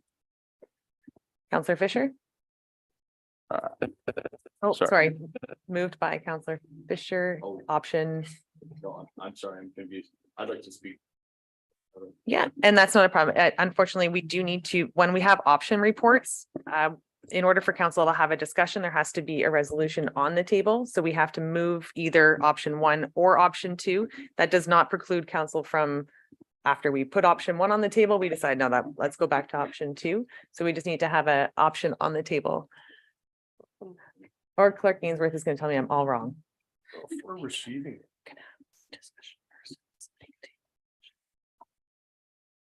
Interesting. Okay, my apologies. So I need to have a mover and seconder for the entire option 1 or 2, and then, okay, let's do it that way then.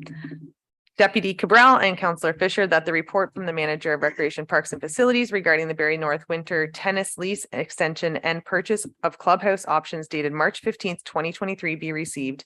And option 1, that staff be authorized to finalize negotiations to include a 5-year lease term and renewal provisions, or option 2, that staff be authorized to finalize negotiations that include a 20-year lease term, and that the mayor and clerk be authorized to execute the clubhouse purchase agreement, lease agreement, and any other resulting documents between the Township of Springwater and Barrie North Winter Tennis.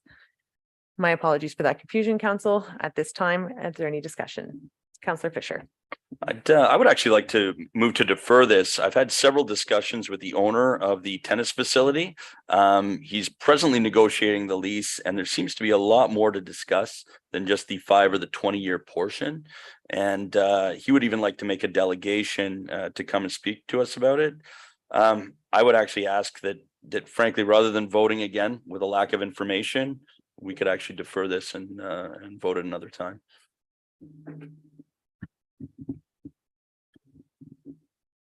Any comment from staff? Thank you, Mayor Coughlin. We do have Manager Dean Ender and GM Randale who's on the call tonight. Maybe before we defer to them, I know that both of them have had conversations with the current owner. My understanding is that negotiations had proceeded to a point where the only outstanding item was the term of the lease.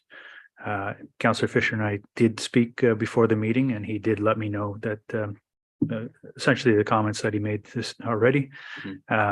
Again, we're in council's hands. So staff, I think, were of the understanding that we were at a point where it was just the term of the agreement that was the sticking point, if you will. But if that's not the case, then it may be in the best interest of all parties to consider deferring until we're able to iron that out. And as long as there's no negative impact to the corporation, I don't see any reason not to then, if that's the desire of the participants. Councillor Fisher, you would need to require a seconder for your deferral. Councillor Thompson.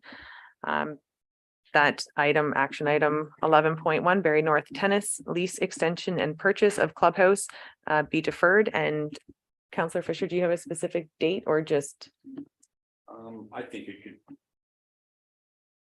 I think it could come before us during the next meeting in 2 weeks. And at the availability of the delegation. Okay. Clerk Ainsworth, do you require anything else in the vote on the deferral? And council, we are now voting on the deferral. All those in favor? And that item has been deferred. Action report 12.1. At this point, we will need to pull 12.3. Council, we have mover and seconder to get them on the, oh no, we're going to pull them. Are there any action reports? Item 12.2 ZB 2022, the Mercer Penetang Machine Road. 12.3 will be pulled. 12.4 award tender of the professional engineering consulting services for the Springwater Transportation Master Plan, or 12.5. Council, are there any to be pulled? Deputy Cabral? 12.5, I think. 12.5. So at this time, we will have a consent agenda to accept 12.2 and 12.4. So may I have a mover and seconder for 12.2 and 12.4? Councillors Moore and Thompson. That action reports items 12.2 and 12.4 be received, which are, I have to read it again, don't I? ZB 2022-017 1922 Penetang Machine Road, and 12.4, the award tender for the professional engineering and consulting services for the Township of Springwater's Master Transportation Plan. Council, all those in favor? Those have carried. We are now moving on to item 12.3, a donation request from the Elmvale District High School, commencement awards and bursaries. May I have a mover and seconder for this, please? Councillor Garwood and Deputy Cabral. Council, is there any comment on this? We do have a declaration from Councillor Alexander. Deputy Cabral. Well, thank you, Mayor Coughlin and through you to CAO Schmidt, I just would like a little bit of background on this particular one and how it differentiates from the previous request from EDHS regarding the trip, just so council's aware that these are two separate entities. CEO Schmidt. Thank you, Mayor Coggin, through you to the Deputy Mayor. Deputy Mayor, you're correct. So each year for quite some time, EDHS has, or the township has been supporting EDHS for their commencement. And so tonight, the report that's on the agenda deals with the commencement piece and supporting the $500 donation that we've been providing for quite some time. The request that EDHS came forward to council a couple meetings ago, I guess, or maybe the last meeting, with the student exchange, that is a separate request. And it's essentially that is providing for a donation to allow for students to participate in the student exchange that was delegated or presented to council, like I said, a couple of meetings ago. So two very separate requests. Thank you, CEO Schmidt. Anything further, Council?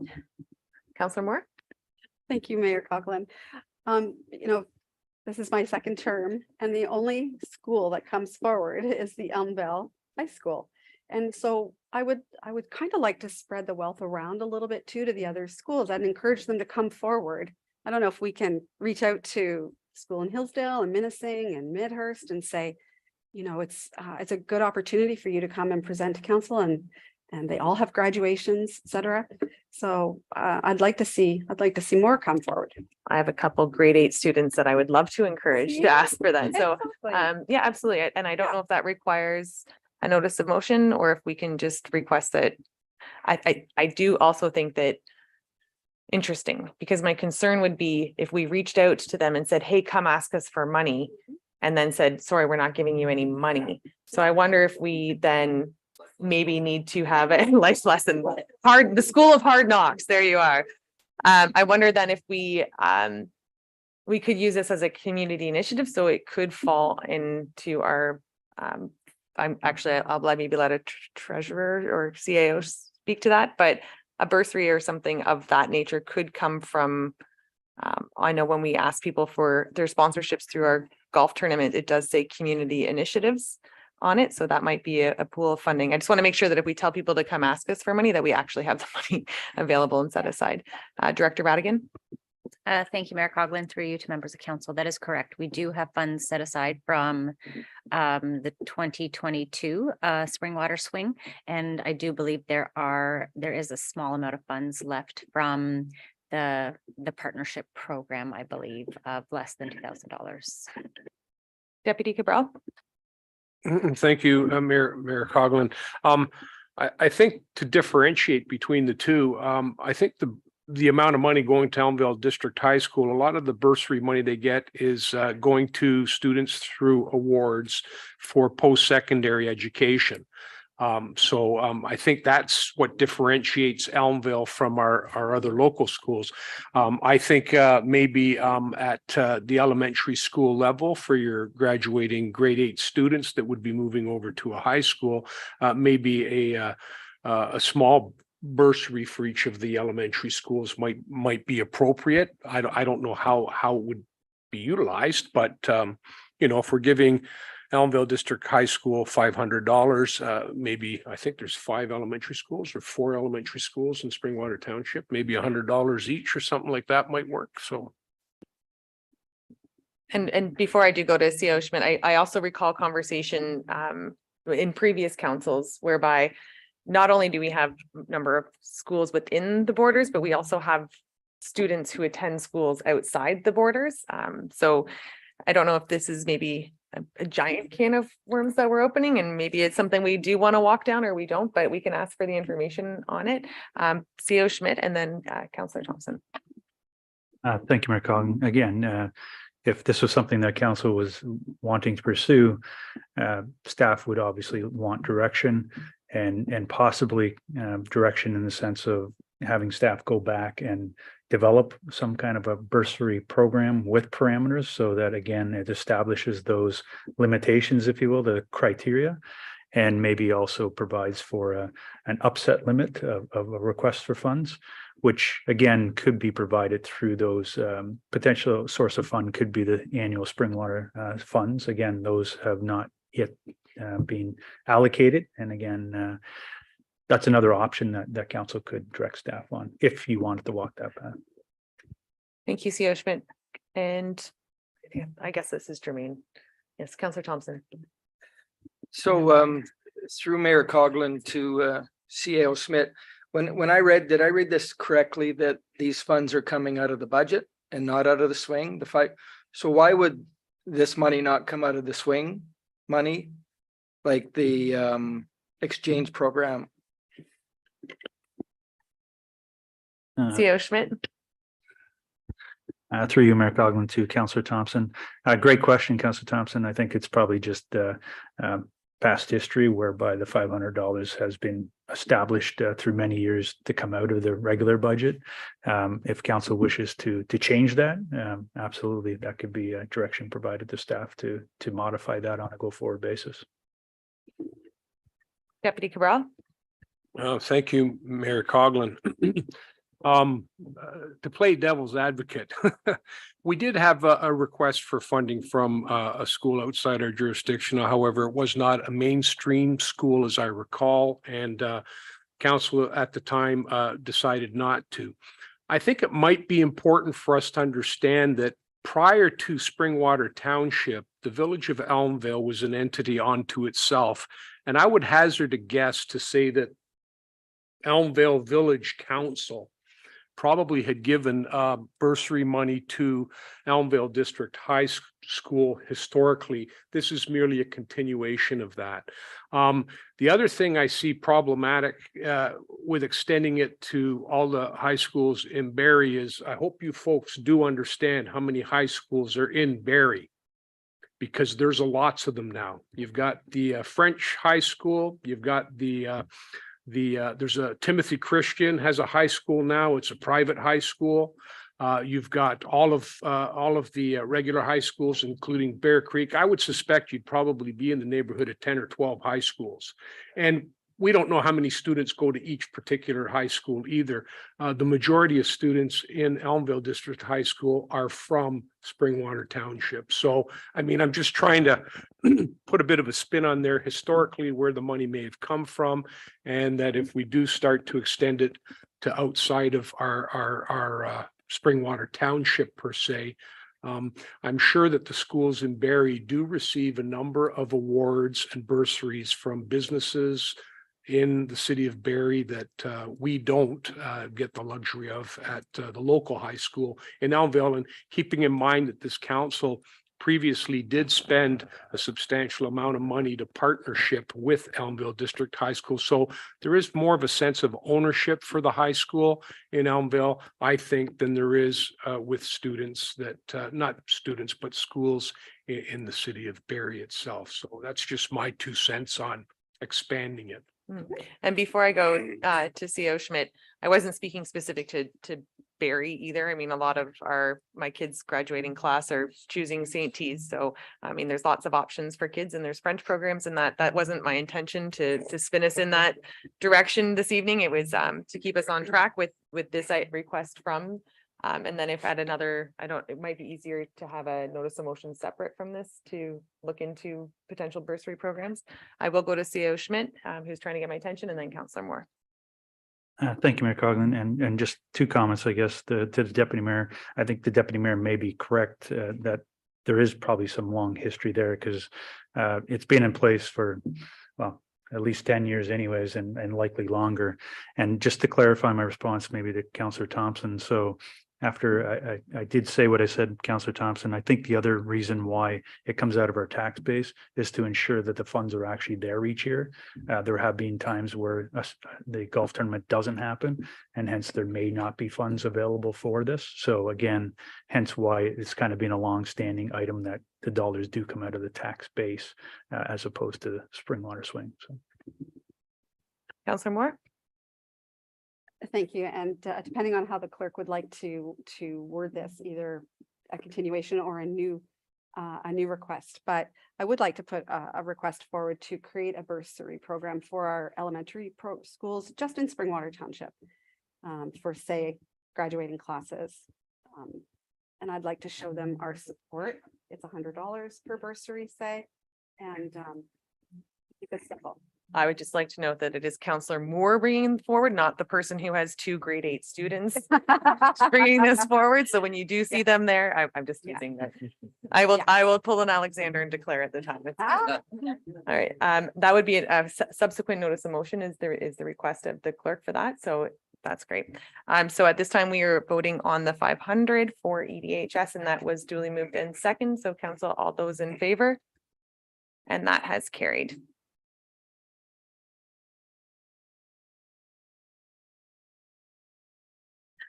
Council, we do have now, I skipped over the fun one here. My apologies. We are moving on to item 12.5. This is the renewal of the municipal insurance program for our 2023-24. May I have a mover and seconder to approve the report regarding the renewal of the municipal insurance program? And again, Councillors Fisher. It is pulled. Yes. Councillors Fisher and Cabral. That the report from the Director of Finance regarding the renewal of the municipal insurance program 2023-24 dated March 15th, 2023 be received, and that the 2023-24 renewal in terms of insurance and risk management services provided by BFL Canada for a 1-year term commencing April 1st, 2023, and based on a total insurance premium of $583,773.92, including applicable taxes, be accepted, and that a bylaw be presented to council to approve the 2023-24 municipal insurance program with BFL Canada Risk and Insurance Services Incorporated. Council, is there any discussion? Deputy Cabral. Thank you. Mayor Allen, I'd like to propose. Sorry, I apologize. You can call me whatever you like later on. Actually, I'm going to look to Clerk Ainsworth. I was going to propose an amendment to this. Clerk Ainsworth. Thank you. It would be to add, and that staff be directed to seek tenders from alternate insurance providers ahead of the 24-25 insurance renewal. Perfect. And Deputy Cabral, do you have a seconder for that? Councillor Alexander. Council, we can have more discussion before voting on that, or Deputy Cabral. Thank you very much.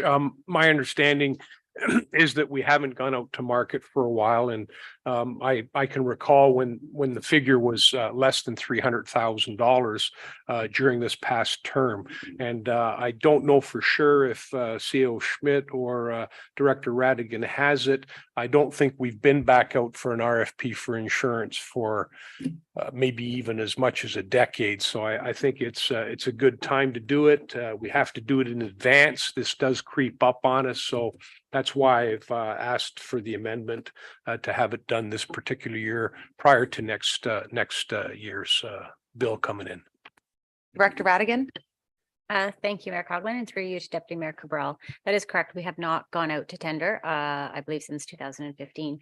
And I do believe in 2015, we did use a consultant to help the township prepare the tender.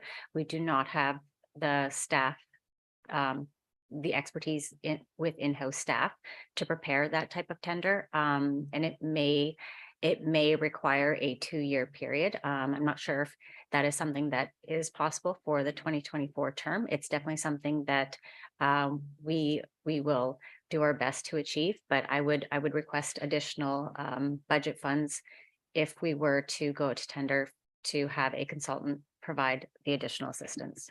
Thank you. Deputy Cabral. Thank you.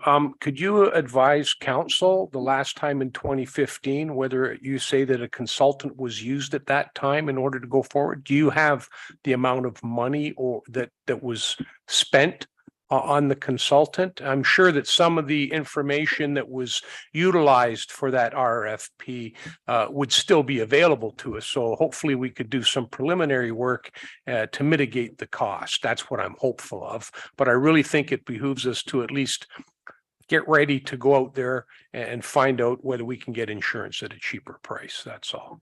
or at least make sure that what we're paying is fair.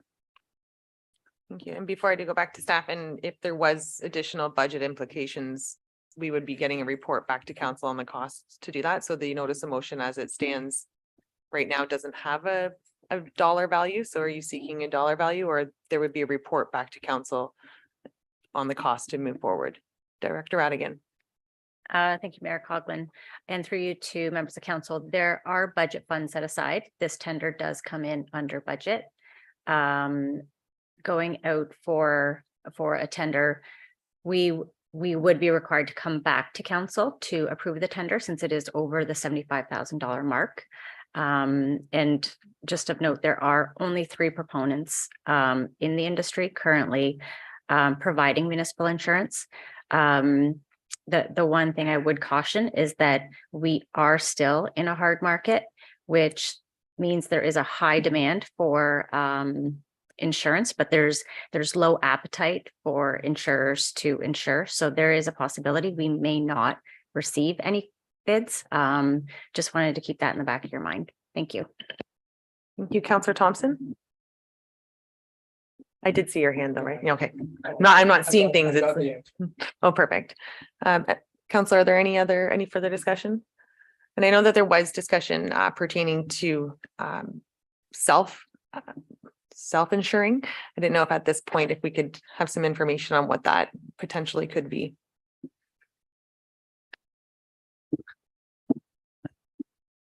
Sorry, CAO Schmidt. Through you, Mayor Coughlin. My apologies. So there has been discussions around the Simcoe County CAO table around a municipal insurance pool. And so last year it was brought forward by the Township of Springwater to the CAO group to see whether or not there was any interest in moving towards a municipal insurance pool, which essentially would be a collection of a number of municipalities, could potentially be all Simcoe County municipalities, that would partner together and collaborate on municipal insurance. There are 2 parties that we're aware of in Ontario, one in the Waterloo region, which has been in existence for quite a number of years. And then there's also another one in Durham region. We had a workshop in September of last year where representatives from the Waterloo region came to provide information and answer questions to our CAOs and some directors of finance, I believe, were there as well, and insurance experts. And so, obviously the election happened and, things kind of got put on the back burner, if you will. We did have a CAO meeting just last month where I asked the question on what the status of this was. I was provided the answer that the county would be putting resources or a resource to this, and that each municipality should be receiving a survey shortly, asking who's interested in potentially participating, and then determining next steps from there. So the wheels are in motion to some degree. We're waiting just to see what that survey is.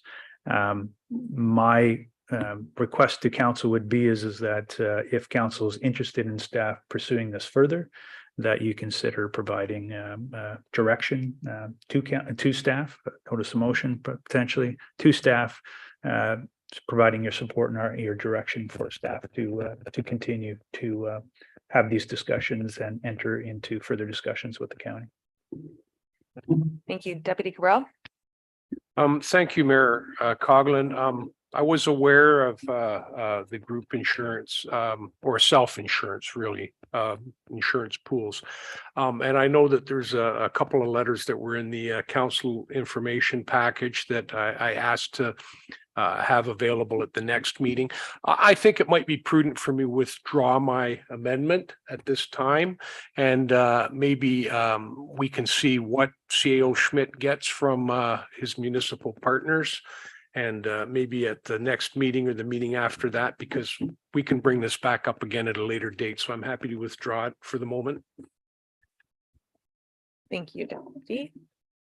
Council, is there any further discussion? And seeing none, all those in favor? And that has carried. Council, at this time, we're just going to have a quick recess bio break and we will return.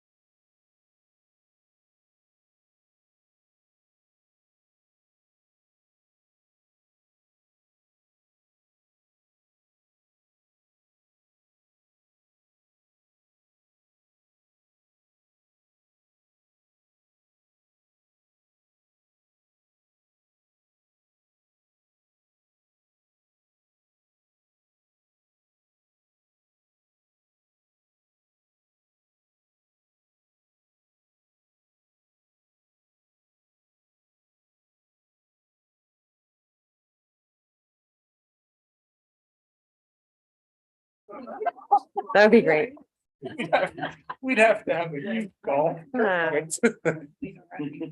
All right, council, we are back. Thank you for that. We are now on to item 13, information reports. May I have a mover and seconder to receive the information reports? Councilors Thompson and Moore, that the reports listed herein be received for information. 1, building service monthly report dated February 2023. 2, the 2022 annual accessibility status report. 3, ZB 2023-001 Johnson 154 Scarlet Line.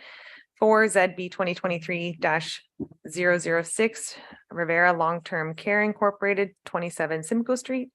5, OP 2023-002 and ZB 2023-003 of 25 Young Street North. And 6, the 2022 Water System Annual and Summary Reports. Are there any questions or comments or anything to be pulled? And seeing none, all those in favor? And that has carried. Council, we're now on to our verbal reports, and at this time I will be turning to General Manager Ramdeo for an update on development. Good evening, Mayor Coughlin, Deputy Mayor Cabral, members of council. This evening, I will begin with the mixed subdivision. Construction of the new homes is continuing, and to aid with that work, the township has issued a half-load exemption to the developer. What that means is that the concrete trucks and other construction vehicle can use Carson Road to access the development site. Also, last council meeting, I provided an update on the Wilson Carson Seaton roundabout construction. Yesterday, county staff presented a report to its council that gave a May to November construction period and also reiterated the 4-week closure to allow that construction. That report also presented their detour plan during that closure period, and I will share that with all of council later this evening or tomorrow. That brings me to the end of this evening update. Thanks. Thank you, GM Ramdeo. Are there any questions for, yes? Councillor Fisher. So just a quick question. Could you go over the load restrictions on the Carson Road one more time, Manager Ramdeo? Manager Ramdeo. Sure. Through you, Mayor Coughlin, to Councillor Fisher. Between March and May, there is a half load requirement on Carson Road, meaning that any truck that's coming along there can only carry half the normal load. By issuing the exemption to the developer, the trucks, their construction trucks, can come in with full loads. That's what it means. Thank you. Follow on. So just to clarify, after May, the restrictions on all trucks are the same. There's no preferential treatment. That's correct. GM Ramdeo. Through you, Mayor Coughlin, to Councillor Fisher. Yes, that is correct. There are no restrictions after May. Councillor Thompson. Through Mayor Coughlin to Mr. Ramdeo, the closure of Wilson, is that a construction convenience or is that a construction necessity? Is there any way around the closure of Wilson, given what we went through last summer? GM Ramdeo.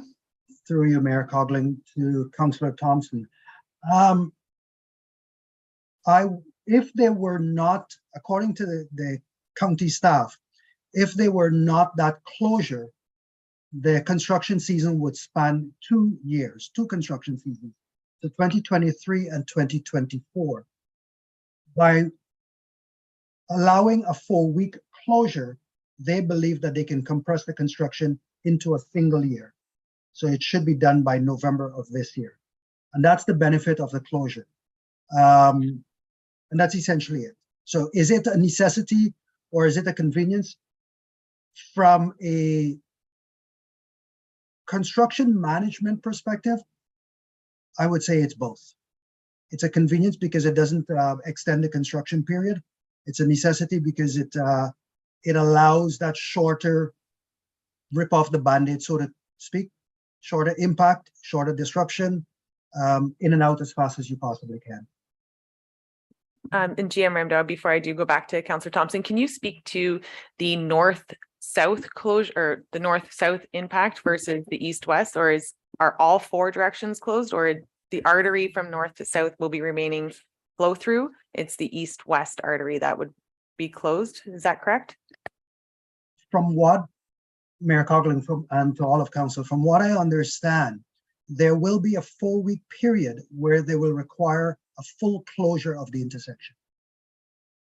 So we're talking about east, west, north, south during that 4-week period. That's what I understand. And during that period, they will divert traffic to Bayfield and to the other streets nearby. Thank you, GM, and I will go back to Councillor Thompson, but the discussion at county yesterday was that there would be flow through. And I do have Deputy Cabral here with his hand up, but if you condense the report. Well, we'll skip forward to the county update here from Deputy Cabral. We'll see if it's the same information. Come back to me. It's basically the same, but in a nutshell, what the report said was that Carson and Seaton will be temporarily closed to through traffic at the intersection for 4 weeks. They don't know when the 4-week closure is going to happen. It's going to happen sometime between May and November of 2023, but they did indicate that 1 lane in each direction will remain open to traffic on County Road 53 itself. So Wilson, from what the county report said, will maintain traffic north and south. Only Carson and Seaton will be closed off for a 4-week period sometime between May and whatever, November. And potentially 1 lane moving north and south. Yeah, and you can come back to me. Thank you.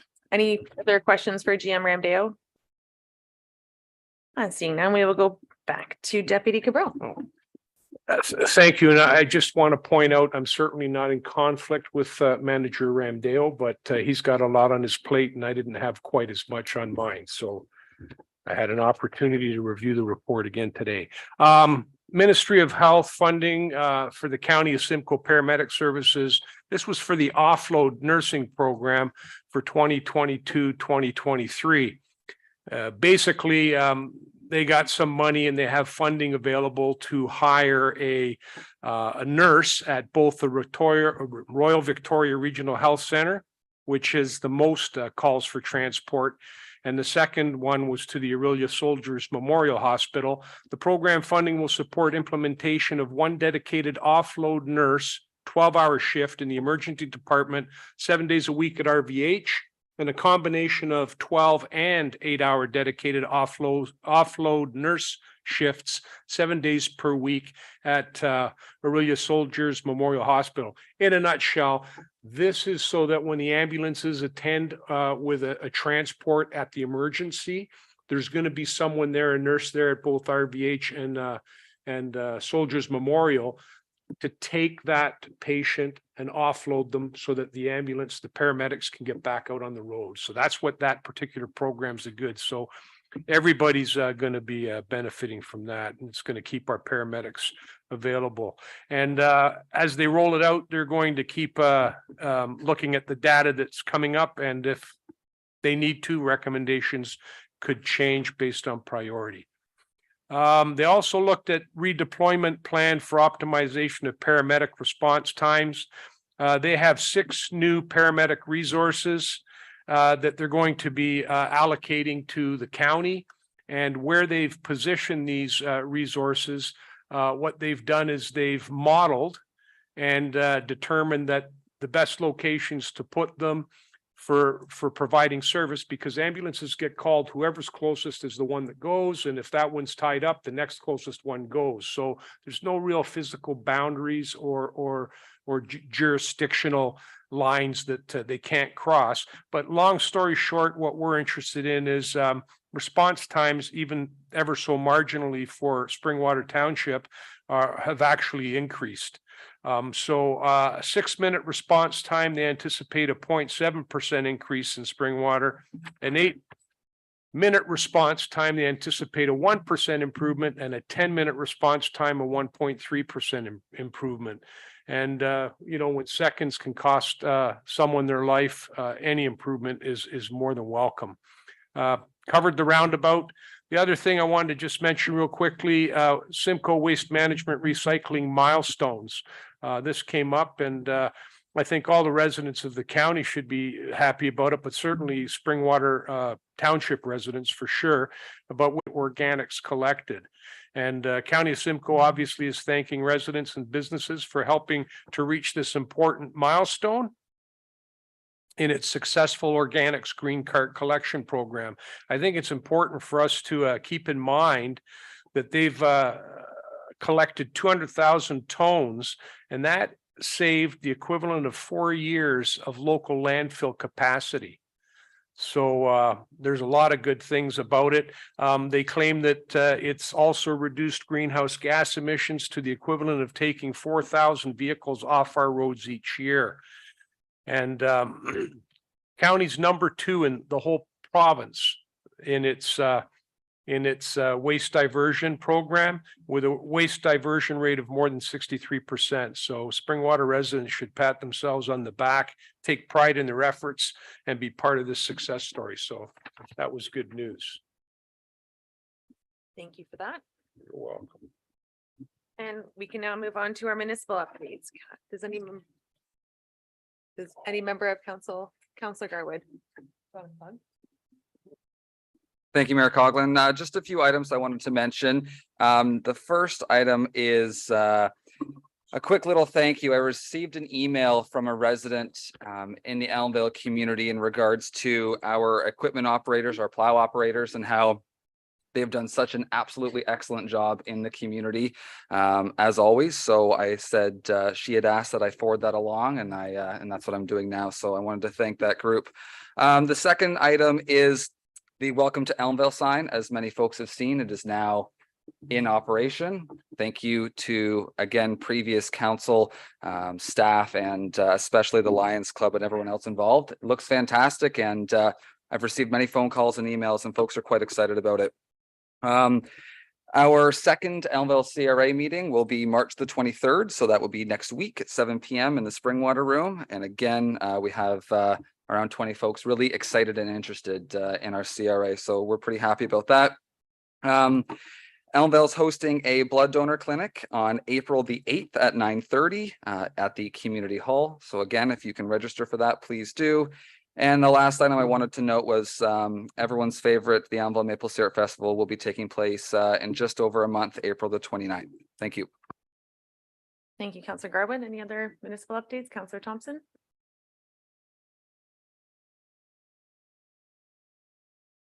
Just want to thank our CEO Delgado and the Springwater Library for the amazing programs they're running for our youth over the March break, and just remind everybody that our library is running a smile campaign, and we're looking for donations for candy, chips, gum, candles, cool mugs, and notepads, etc., to fill the bags that are giving out to the people using the Elmvale and District Food Bank.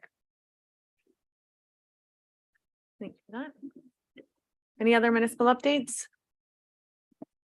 And seeing none, we'll, Councillor Alexander. Thank you, Mayor Coughlin. I just have a brief update from the Severn Sound Environmental Association. They have done their water sampling, and specifically with Orr Lake, which is obviously in our township. Just give me 1 second here, sorry.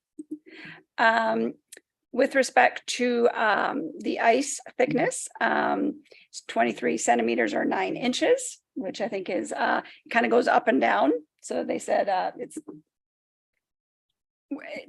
it varies, and so it's kind of in the variance that we're used to. The water temperature has a surface of 2.3 Celsius and bottom is 4.7. This is important for the survival of the aquatic life in the water. And with respect to the dissolved oxygen, I'm not going to go through the numbers because I certainly don't understand them, but it all looks like good news in that it's sufficient for warm water fish like bass and pumpkin seeds, because this is very important since this is where the fish reverberate and spend much of their time in the winter. So I think it's great that we have this small group of volunteers that go out on the ice and take the sampling and let us know kind of what our water is and how healthy it is. Thank you, Councilor Alexander. Any other updates? Thank you, Council. Moving on to notices of motion. We first have a notice of motion from Councilor Moore. Councilor Moore, can I have your seconder? Councilor Fisher, and I will move to Councilor Moore to read this. Thank you, Mayor Coughlin. So I'm not sure with the clerk's assistance. I thought that this first part of the notice of motion had been amended. So I think I need to maybe make an amendment because we had decided not to use parameters around Council Connect's article in the Springwater News. We decided to omit that. I'll turn to Clerk Ainsworth. Thank you. The notice of motion listed on the agenda reads, whereas Springwater Township and community partners regularly report on council activities and community events in the Springwater News, be it therefore resolved that the Council Connects article be discontinued until other forms of council engagement can be reviewed and adopted, including digital media and mobile app options. Okay, thank you. So it's not this in bold that I need to be concerned about. Okay, thank you.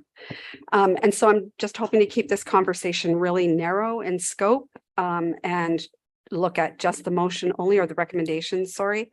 And that in particular, the last few editions, we've seen just repetitive content, repetitive pictures. And I think our community partners do a really good job at promoting their events. And so I think no value added, that we could possibly be looking at other forms, particularly digital media and mobile apps. And I had a conversation with CAO Schmidt about some really, really great options that are out there.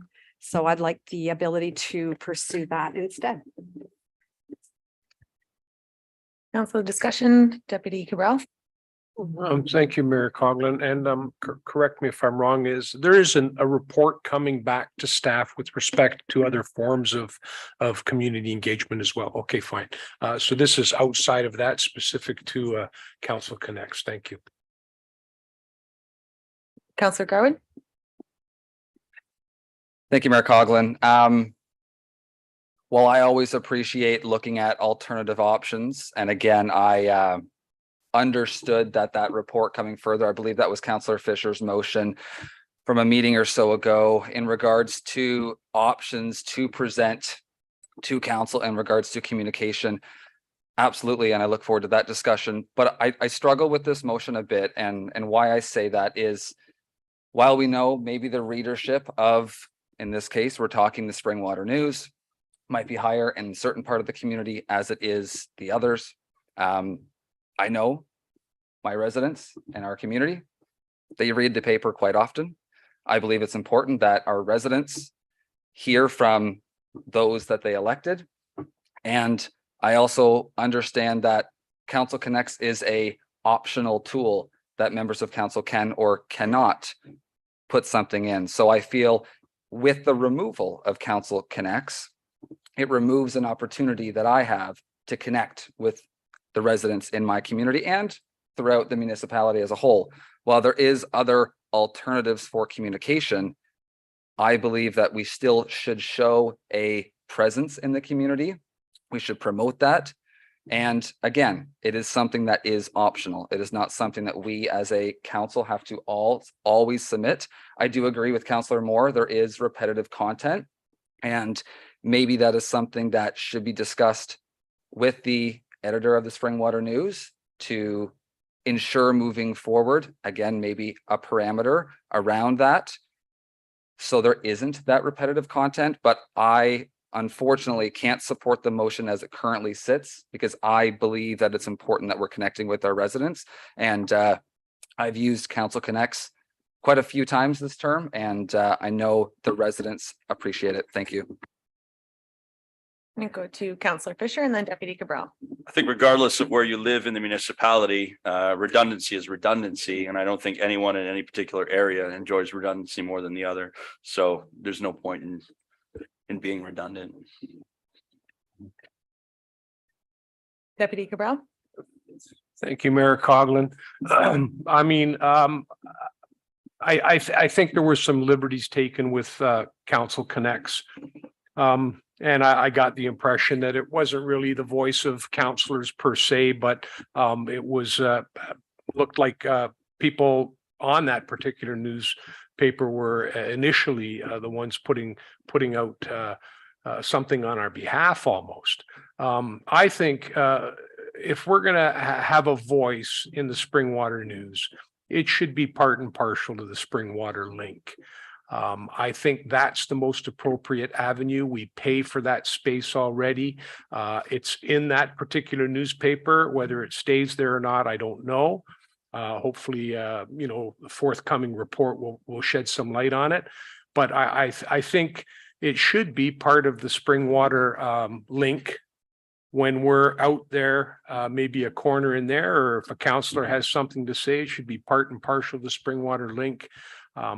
So I'm not particularly keen on this. I think it's caused more issues than it's resolved, and it is redundant. I mean, we have our council update that our communications officer puts out there that finds its way in the newspaper, and then quite often we end up reiterating the same thing there. As far as communicating to the newspaper, letters to the editor seem to get printed in there pretty easily. So maybe a member of council that wants to reach out in that particular way could do so that way. But I'm not particularly keen on Council Connects myself. So I will be supporting this motion. Thank you, Deputy Crow. Any other comments from council? Councillor Fisher? Just to satisfy my own curiosity, who is writing this piece for us? I will go to CEO Schmidt and he can then, I wasn't sure if I was actually just supposed to ask for manager Adet. CEO Schmidt. Thank you, Mayor Coughlin. Through you to members of council. So with the assistance of Ms. Adet here, our communications coordinator, she takes information or obtains information from members of council and will consolidate that into the current Council Connects. And then essentially there's a review completed by the mayor, and then that is submitted for consideration within the Springwater News. Similar process on our Springwater Link. So Springwater Link being more township initiatives. So again, Ms. Adet coordinates that with all of staff, and so seeks input from all of staff. She prepares it, she sends it to myself for final approval, and then it's submitted to the Springwater News for publication. Follow on. Just my last comments. The intention of creating Council Connects was to, in my opinion, move away from the redundancies whereby in previous terms there was a mayor's message and then subsequent individual members of council had again the same message. The intent was to provide a space where council could come together and demonstrate to the community how we are connecting with our community. There was an issue with an issue that came out, and it wasn't put out by the municipality, and it was entitled Council Connect. I thought that was interesting. Still trying to move forward. There was discrepancy, and I do agree that it does seem to be causing more of an issue than the benefit to council, and that stems with the mayor having the approval of this. I would like everyone to know that there was not my intention to censor anyone in any way. This was my intention to be a leader who wanted to bring a council together, and I am happy to return to the mayor's message and put that out as the mayor. And I would like noted, if any member of council wishes to have something in that, I am open, and I will ensure that as long as it is in line with us presenting ourselves as a team, that's what I will continue to do. Councillor Alexander. Thank you, Mayor Coughlin. Sorry, getting used to my glasses when I need them and don't. So I liked the idea of the Council Connect article when we started. I think it's more than just right now that it's repetitive. There have been articles that are verbatim like not the full article, but I swear like there's paragraphs that are in one article, then I read it on the next page. I think it actually makes us look sloppy, unfortunately. And no disrespect to anybody. I just think because the information's coming from so many different places. With respect to kind of some of the local events and the CRA events and all the stuff we attend, which is amazing. I would agree that those organizations are very good at getting that stuff out on their own. I don't necessarily think it needs to be promoted by us. I know from my involvement in the Phelpston CRA, anytime, it was always free space given to us whenever we wanted to promote an event or advertise an event that has happened. I just think we kind of need to step back and fully evaluate our communication strategy to make sure that we have a cohesive strategy where we're not mishmashing all over the map, which I think is kind of where we are right now. No fault of anybody's, just kind of where we've ended up. Thank you for that. I'm sure staff is not going to be upset not to have this on their plate. Not a problem. Councillor Fisher. So whether it's the mayor's message, or I guess I'd say it this way, has Council Connects replaced the mayor's message in the Springwater paper? And just to ask again, was that also written by a member of staff? Thank you. I will direct to staff. Yes, it was my intention to have this Council Connect replace it. I felt that in the past, whether a mayor was wearing the chain of office and then at the bottom of it had said these comments are my own and do not reflect the office of the mayor, I found that difficult to take when you're wearing the chain of office. I also felt that even when a portion of the mayor's message would be prepared by staff, it was then edited and the opinion of the mayor was then put into that. And as a member of council, it kind of took a direction. My hope was to break the silos down and have a spot where we could all come together. And I'm sure that there's yes, there was something submitted and I asked for it to be edited, and it was not my intent in any way to have this end abruptly like this. It was not my intent to continue to move through it and figure out a way to make Council Connects an opportunity for us to literally just connect with your residents. I do not disagree that there is content that is repetitive in the paper, but I still think that there is an avenue whereby the office of the mayor can continue. I will commit to council that it is not going to be my personal opinion. I will utilize staff. There will not be a formal procedure whereby everybody edits and vets, and it's simple communication. So I will return to staff for further comment. Thank you, Mayor Coggan. So just to answer the question that Councillor Fisher had asked, so staff have been involved, Councillor Fisher, in the preparation of the mayor's message as well as Council Connects. That said, I want to be very clear that council or staff typically would draft the mayor's message as from a township perspective. It was always the mayor who had the final say as to what the message said. So to be very clear, obviously some of the messaging that was happening towards the election was not staff. So I want to be very clear there. We had prepared draft messaging for the council, the mayor's message, but ultimately it's the mayor that makes the final decision as to what's included in that message. So again, just wanted to be very clear as to what was happening back at that time. And before I do go to Councillor Garwood and anybody else, similar when the mayor's asked to bring greetings at an event or write a letter to, it's staff that does it and makes me sound really, really smart. And then I add my own comments to it. So there's always that option. I mean, just because staff writes it doesn't mean that I have to say it, and vice versa. If just because I say it doesn't mean staff necessarily wrote it. So there is that level. And I think that the communications department and myself, I had no idea that there was that level of support to the office of the mayor. I'm entirely grateful for it. Thank you for that. And I will continue to hopefully work a way that council is satisfied or council is comfortable with it, and then continue on that path forward. And I did say I would go to Councillor Garwood, and then I saw a couple hands, Captain Fisher. Thank you, Mayor Coughlin. Just a few comments and then a clarification piece. When I think of communication coming from any corporation, I'm not a writer. That is not my professional background, nor do I want to be a writer. So I am pleased that we have a communication team that's able to proof what we, communication person, I should clarify, I was being kind, you're like a team though, so I feel like any communication should be reviewed by an individual before it comes out from a representative of that organization. In my professional career, that is exactly what happens every single day. And then the piece for clarification is, if this motion was to move forward, we are removing Council Connects, but the mayor's message lives on. Is that the idea? And therefore, said members of council who wish to can submit items through yourself to be included in the mayor's message.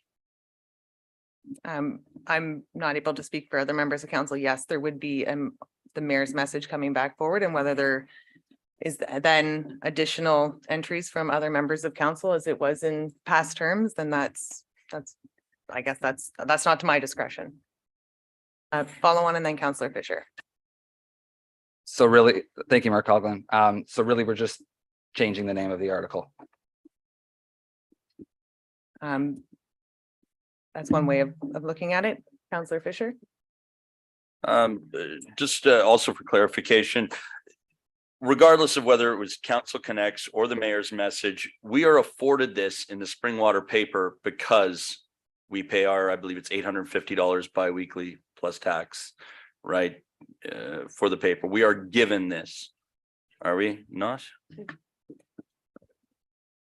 Thank you. And through you to staff, or through me. Through Mayor Coughlin to Councillor Fisher. We are able to place it in the paper free of charge.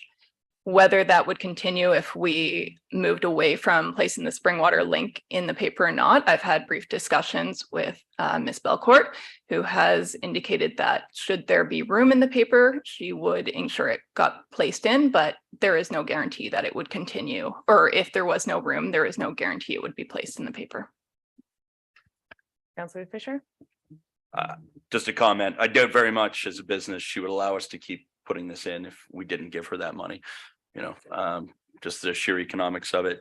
Okay, thank you. Any further comments, Councillor Moore? Yeah, just quickly to say that there's nothing prohibiting a councillor from putting something in the newspaper. That is your right, that is your freedom. And whether or not the newspaper agreed to print or not print is not within our purview. But the idea, though, that the mayor's message or Council Connects is a quid pro quo agreement with the Springwater News really needs to be looked at closely. It's not transparent. So it looks as though we're getting something for something. And really, if we're going to continue, we should be paying for the article. Clarification. So paying for the article out of my personal bank account or expense account, or I mean, many members of council over the years have been putting, it's not specific to the mayor's office. There has been many, I mean, since the beginning of my term, it's always been 3 or 4 councillors. And I honestly never had that opportunity or never looked into that. So I don't know if those individual members of council were purchasing that space or if it was also given them to as a quid pro quo. I'm not familiar with that. Councillor Moore. Sure. The arrangement, though, all along, from what I understand, not just this term, last term, term before, has been, the article itself has been problematic. And so I'd like to see people directed either to our website or the Springwater link for information on council business. I don't think it's, and I'm not sure that it's a good use of staff resources to be repeating information once in the Springwater link, once in digital format, and then once again in the mayor's message. It's repetitive, and I would like to see the entire article, whatever we want to call it, I'd like to see it discontinued. Deputy Cabral. Thank you, Mayor Coughlin. All I can say is, had I known that it was something that was being provided to the previous mayor during the last term, at basically an exchange almost for township buying advertising space for the Springwater link, I could well assure you that I would have spoken up. I thought it was something that was merely being provided out of the goodness of Springwater News to the mayor at the time. And when I found out that that wasn't the case, I'll admit I struggled with it. And I'm going to step right back to what I said before. If a councillor wants to put something out in the newspaper, be it the mayor, council member, it should go through the Springwater link. That is a paid aspect of a print publication for Springwater Township. And to be quite honest, that's where it should be. If I want to put something in there on my own, I have a choice. I can write a letter to the editor, or yes, I can reach into my pocket and pay to put something in print there myself. That would be my choice. However, if Springwater Township is putting it out there, be it the mayor or a member of council, if they want to get a message out there, a little blurb about what's going on, I still believe it should be done through the Springwater link. Even if it's just a corner at the bottom of the Springwater link to make that available. Oh, CEO Schmidt. Thank you, Mayor Coughlin, and maybe hopefully those will provide some more clarity. So I just want to make sure that members of council are aware that this is a long-standing agreement with the Springwater News, if you will.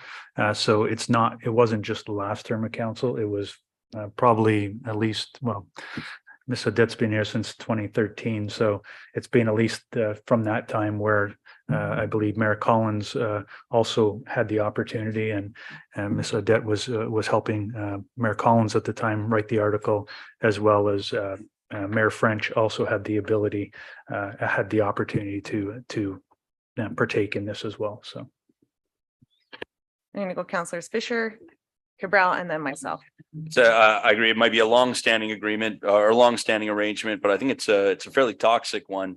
Again, to Deputy Mayor Cabral's point, had I had known during the election period that that this was afforded to the previous mayor because we paid for it, or because Springwater paid for it, I would have acted differently.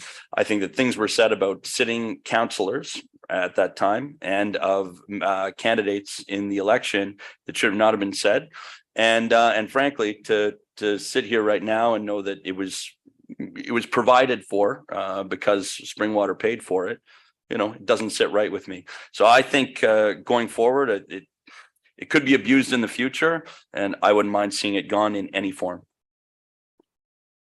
And before I do go to Deputy Cabral, I just want to caution that we are not being invoiced for this space, and whether there's a letter to the editor or not, this was something that not just Ms. Belcourt as the owner, the previous owner and previous mayors had been utilizing.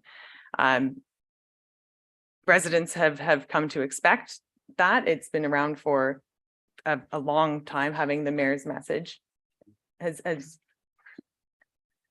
Councillor Fisher. Sorry. I have to politely disagree. We are paying for it. If we pay bi-weekly to be in the paper and that affords us, we are given this piece. I'm sorry, if we stop paying, we would lose it. So we are in effect being invoiced for it. Okay. I will go back to what I was saying, in that this is something that I will pursue as mayor. I feel that it is, as a head of council, I have in the municipal act, it's the voice of council is the mayor. While I can understand that other mayors have taken it in a direction, I don't see myself. I'm happy to put something in writing that says no. I don't think that should be unfairly used at a time of an election. I also think that while I understand that there was something submitted from a member of council, and I did ask for it to be altered, and I can understand how members of council may feel that I'm trying to manipulate or do whatever. My intentions are good. My intentions are, I want to communicate with residents. I have been in this seat for 5 months.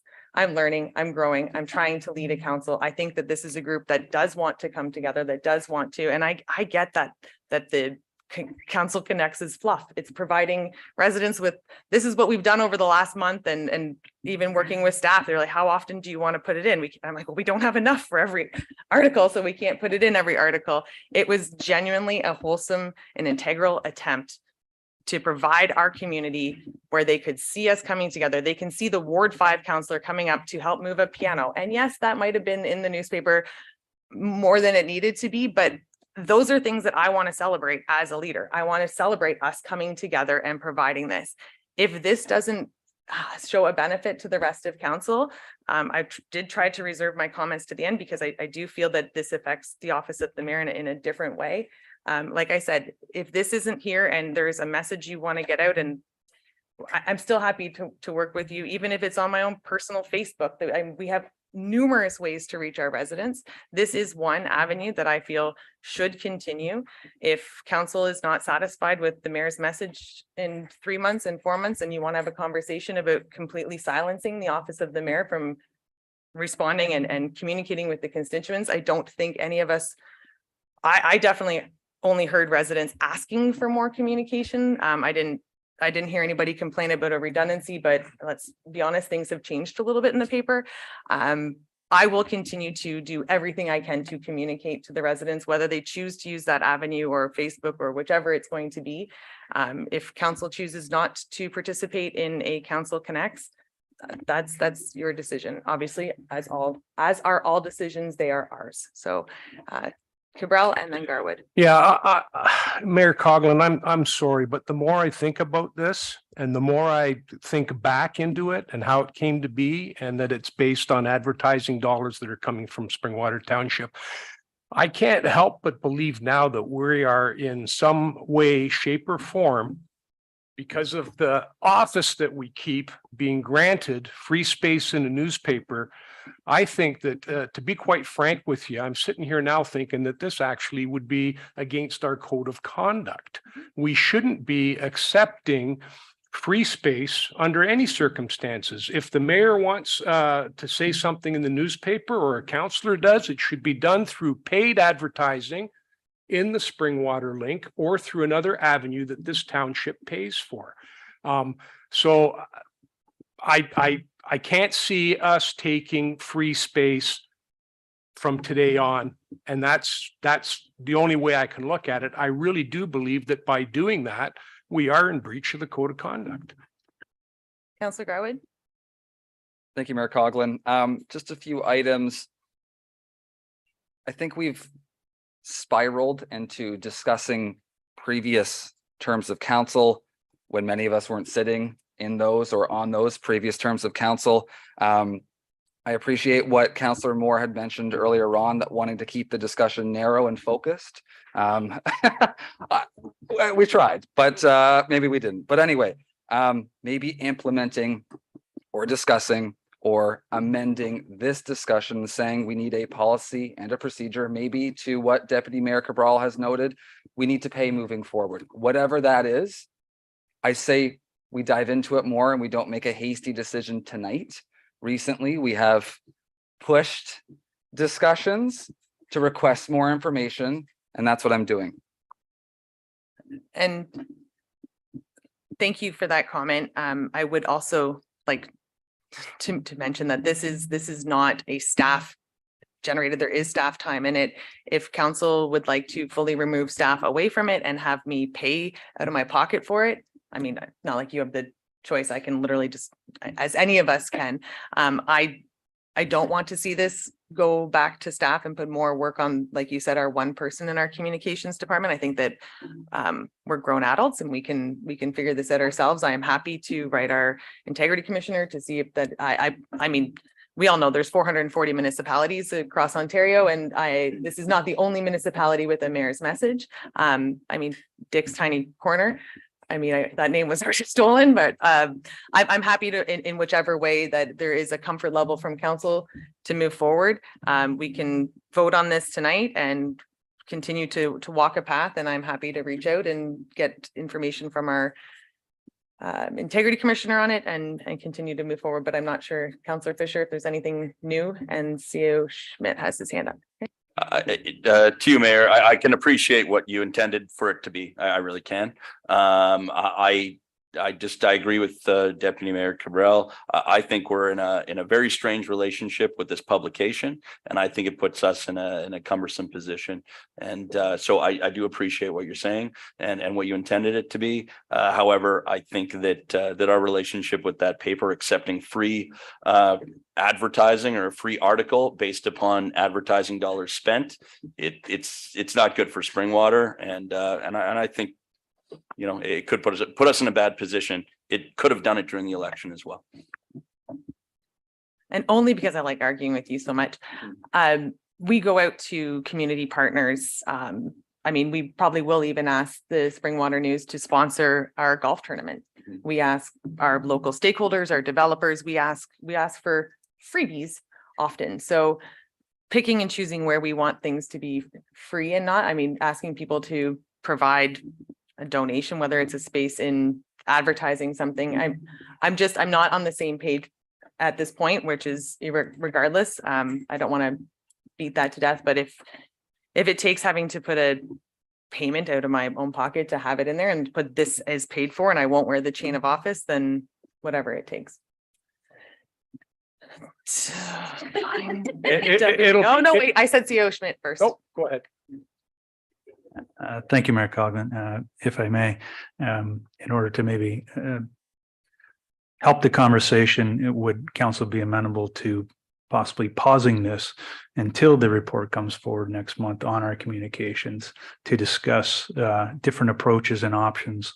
And again, at that time, depending on where council's direction is, this might be a moot point at that time whereby this may not be offered anymore, depending on the direction that council goes. So again, I put that out there for council's consideration to maybe put this on pause for now. Deputy Cabral.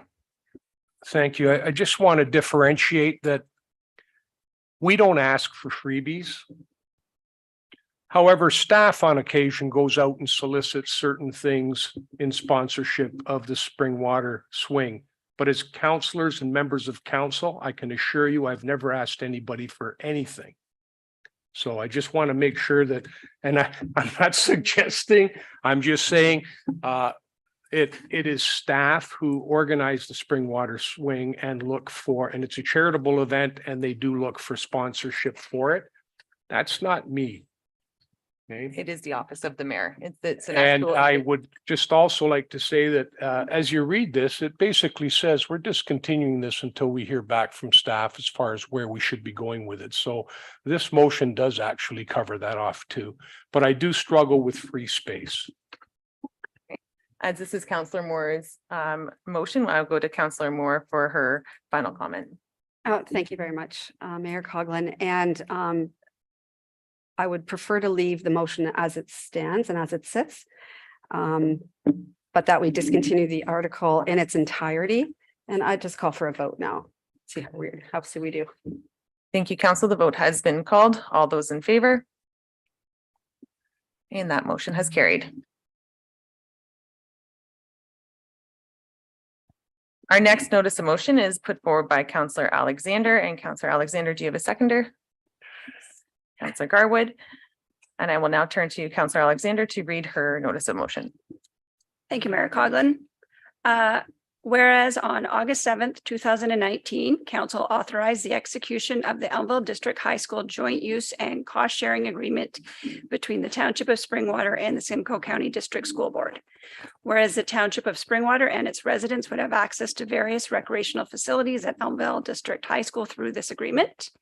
Whereas the agreement was halted due to COVID-19 and has yet to return, be it therefore resolved that staff be directed to report to council regarding the current state of the agreement between the Township of Springwater and Elmville District High School and options to move forward with the agreement to allow Springwater residents continued access to the facilities. Thank you, Councillor Alexander. Are there any questions or discussion on this motion? Councillor Garwood. More of just a comment. And again, I thank Councillor Alexander for bringing this forward and letting me tag along in the discussion as well. It's been something that we've been hearing in both of our communities quite a bit over the past few months in conversations with staff, Also, we've had conversations with Simcoe County District School Board Trustee Grummett about the partnership and want residents to know that Springwater is focused on the agreement and is looking forward to moving forward in an effective partnership. Any further questions? Seeing, oh, yes, sorry. I was just going to do just a quick add-on in case all members of council aren't familiar with the facility. So the township contributed $500,000. Please correct me if I'm wrong in any of my numbers here. I'm just looking through the agreement. And then an additional $270,000 was raised throughout the community. And then the township annually is responsible for $50,000 for the next 10 years or 10 years from the state of the agreement. So I wasn't entirely sure if that $50,000 was separate from the $500,000. Regardless, it's a lot of money. It's an amazing facility. They redid, it's a beautiful gym. There's a new weight room. There's a state-of-the-art kitchen. There are many, many activities and programs that the idea was to be run out of that school. So I think it's really important that we kind of move forward and expedite to get our residents back in there and allow them the opportunities.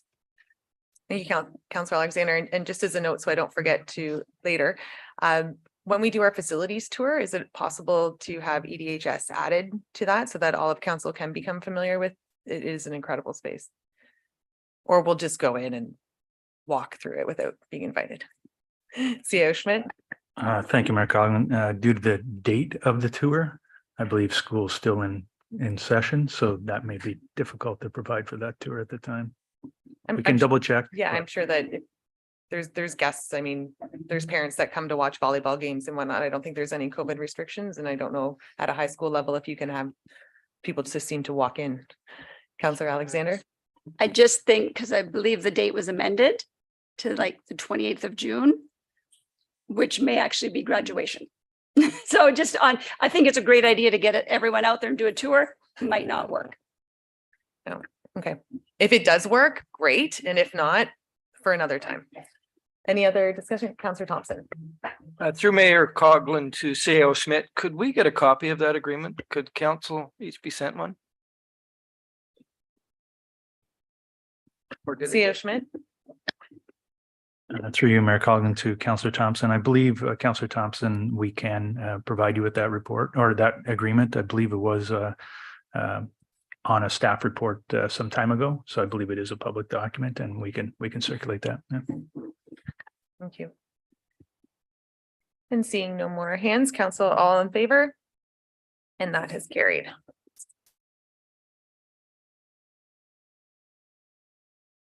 And before I move on to items for future consideration, are there any additional notices of motion for this evening? Councillor Moore? Thank you. So just to say that I will bring the notice of motion forward at the next meeting for the bursary program for the elementary schools in Springwater. Councillor Thompson? Deputy Cabral. Insurance, some insurance. We're asking for notices of motion.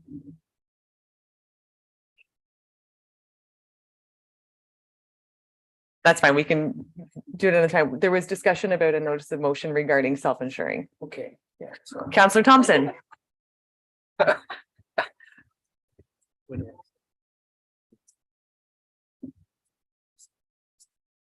I'll be proposing a notice of motion for self-insurance.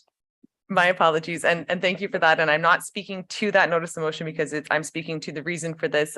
There's an interruption. Councillor Deputy Cabral will be chairing the next meeting of council. This was in discussion with Deputy Cabral. It's an idea of his that he wanted to bring forward, and because I said I'll bring it forward, and then I thought maybe I don't want to attend from Florida. So if somebody else brings it forward, then there we are. And CEO Schmidt. Sorry, Mayor Coughlin, just again to clarify, are we sure we want to be self-insured or do we want to look at a municipal insurance pool? I'm sure that Councillor Thompson would be happy to work with staff for the appropriate wording of said motion. Not to speak for you again, Councillor Thompson. All right. Are there any additional notices of motion or items for future consideration at this time? And seeing none, I may have a mover and seconder for the approval of the bylaws, please. Councillors Alexander and and Garwood. That the bylaws listed here and be signed and sealed by the mayor and clerk. 2023-032, amend fees and charges bylaw, Schedule F, 2023-033, insurance and risk management services, BFL Canada. Are there any comments or questions on this motion? Seeing none, all in favor? That is approved. May I have a mover and seconder for the confirmation bylaw, please? Deputy Cabral, Councillor Thompson, that bylaw 2023-034 to confirm and adopt the proceedings of council in the regular meeting held on March 15th, 2023, listed herein be signed and sealed by the mayor and clerk. All those in favor? And that has carried. And may I have a mover and seconder to adjourn the meeting, please? Councillors Fisher and Moore. That the regular meeting of the Township of Springwater does now adjourn at 9:19 p.m. to meet again in regular meeting on April 5th, 2023 at 6:30 p.m. to be chaired by Deputy Cabral. All those in favor? And that is carried.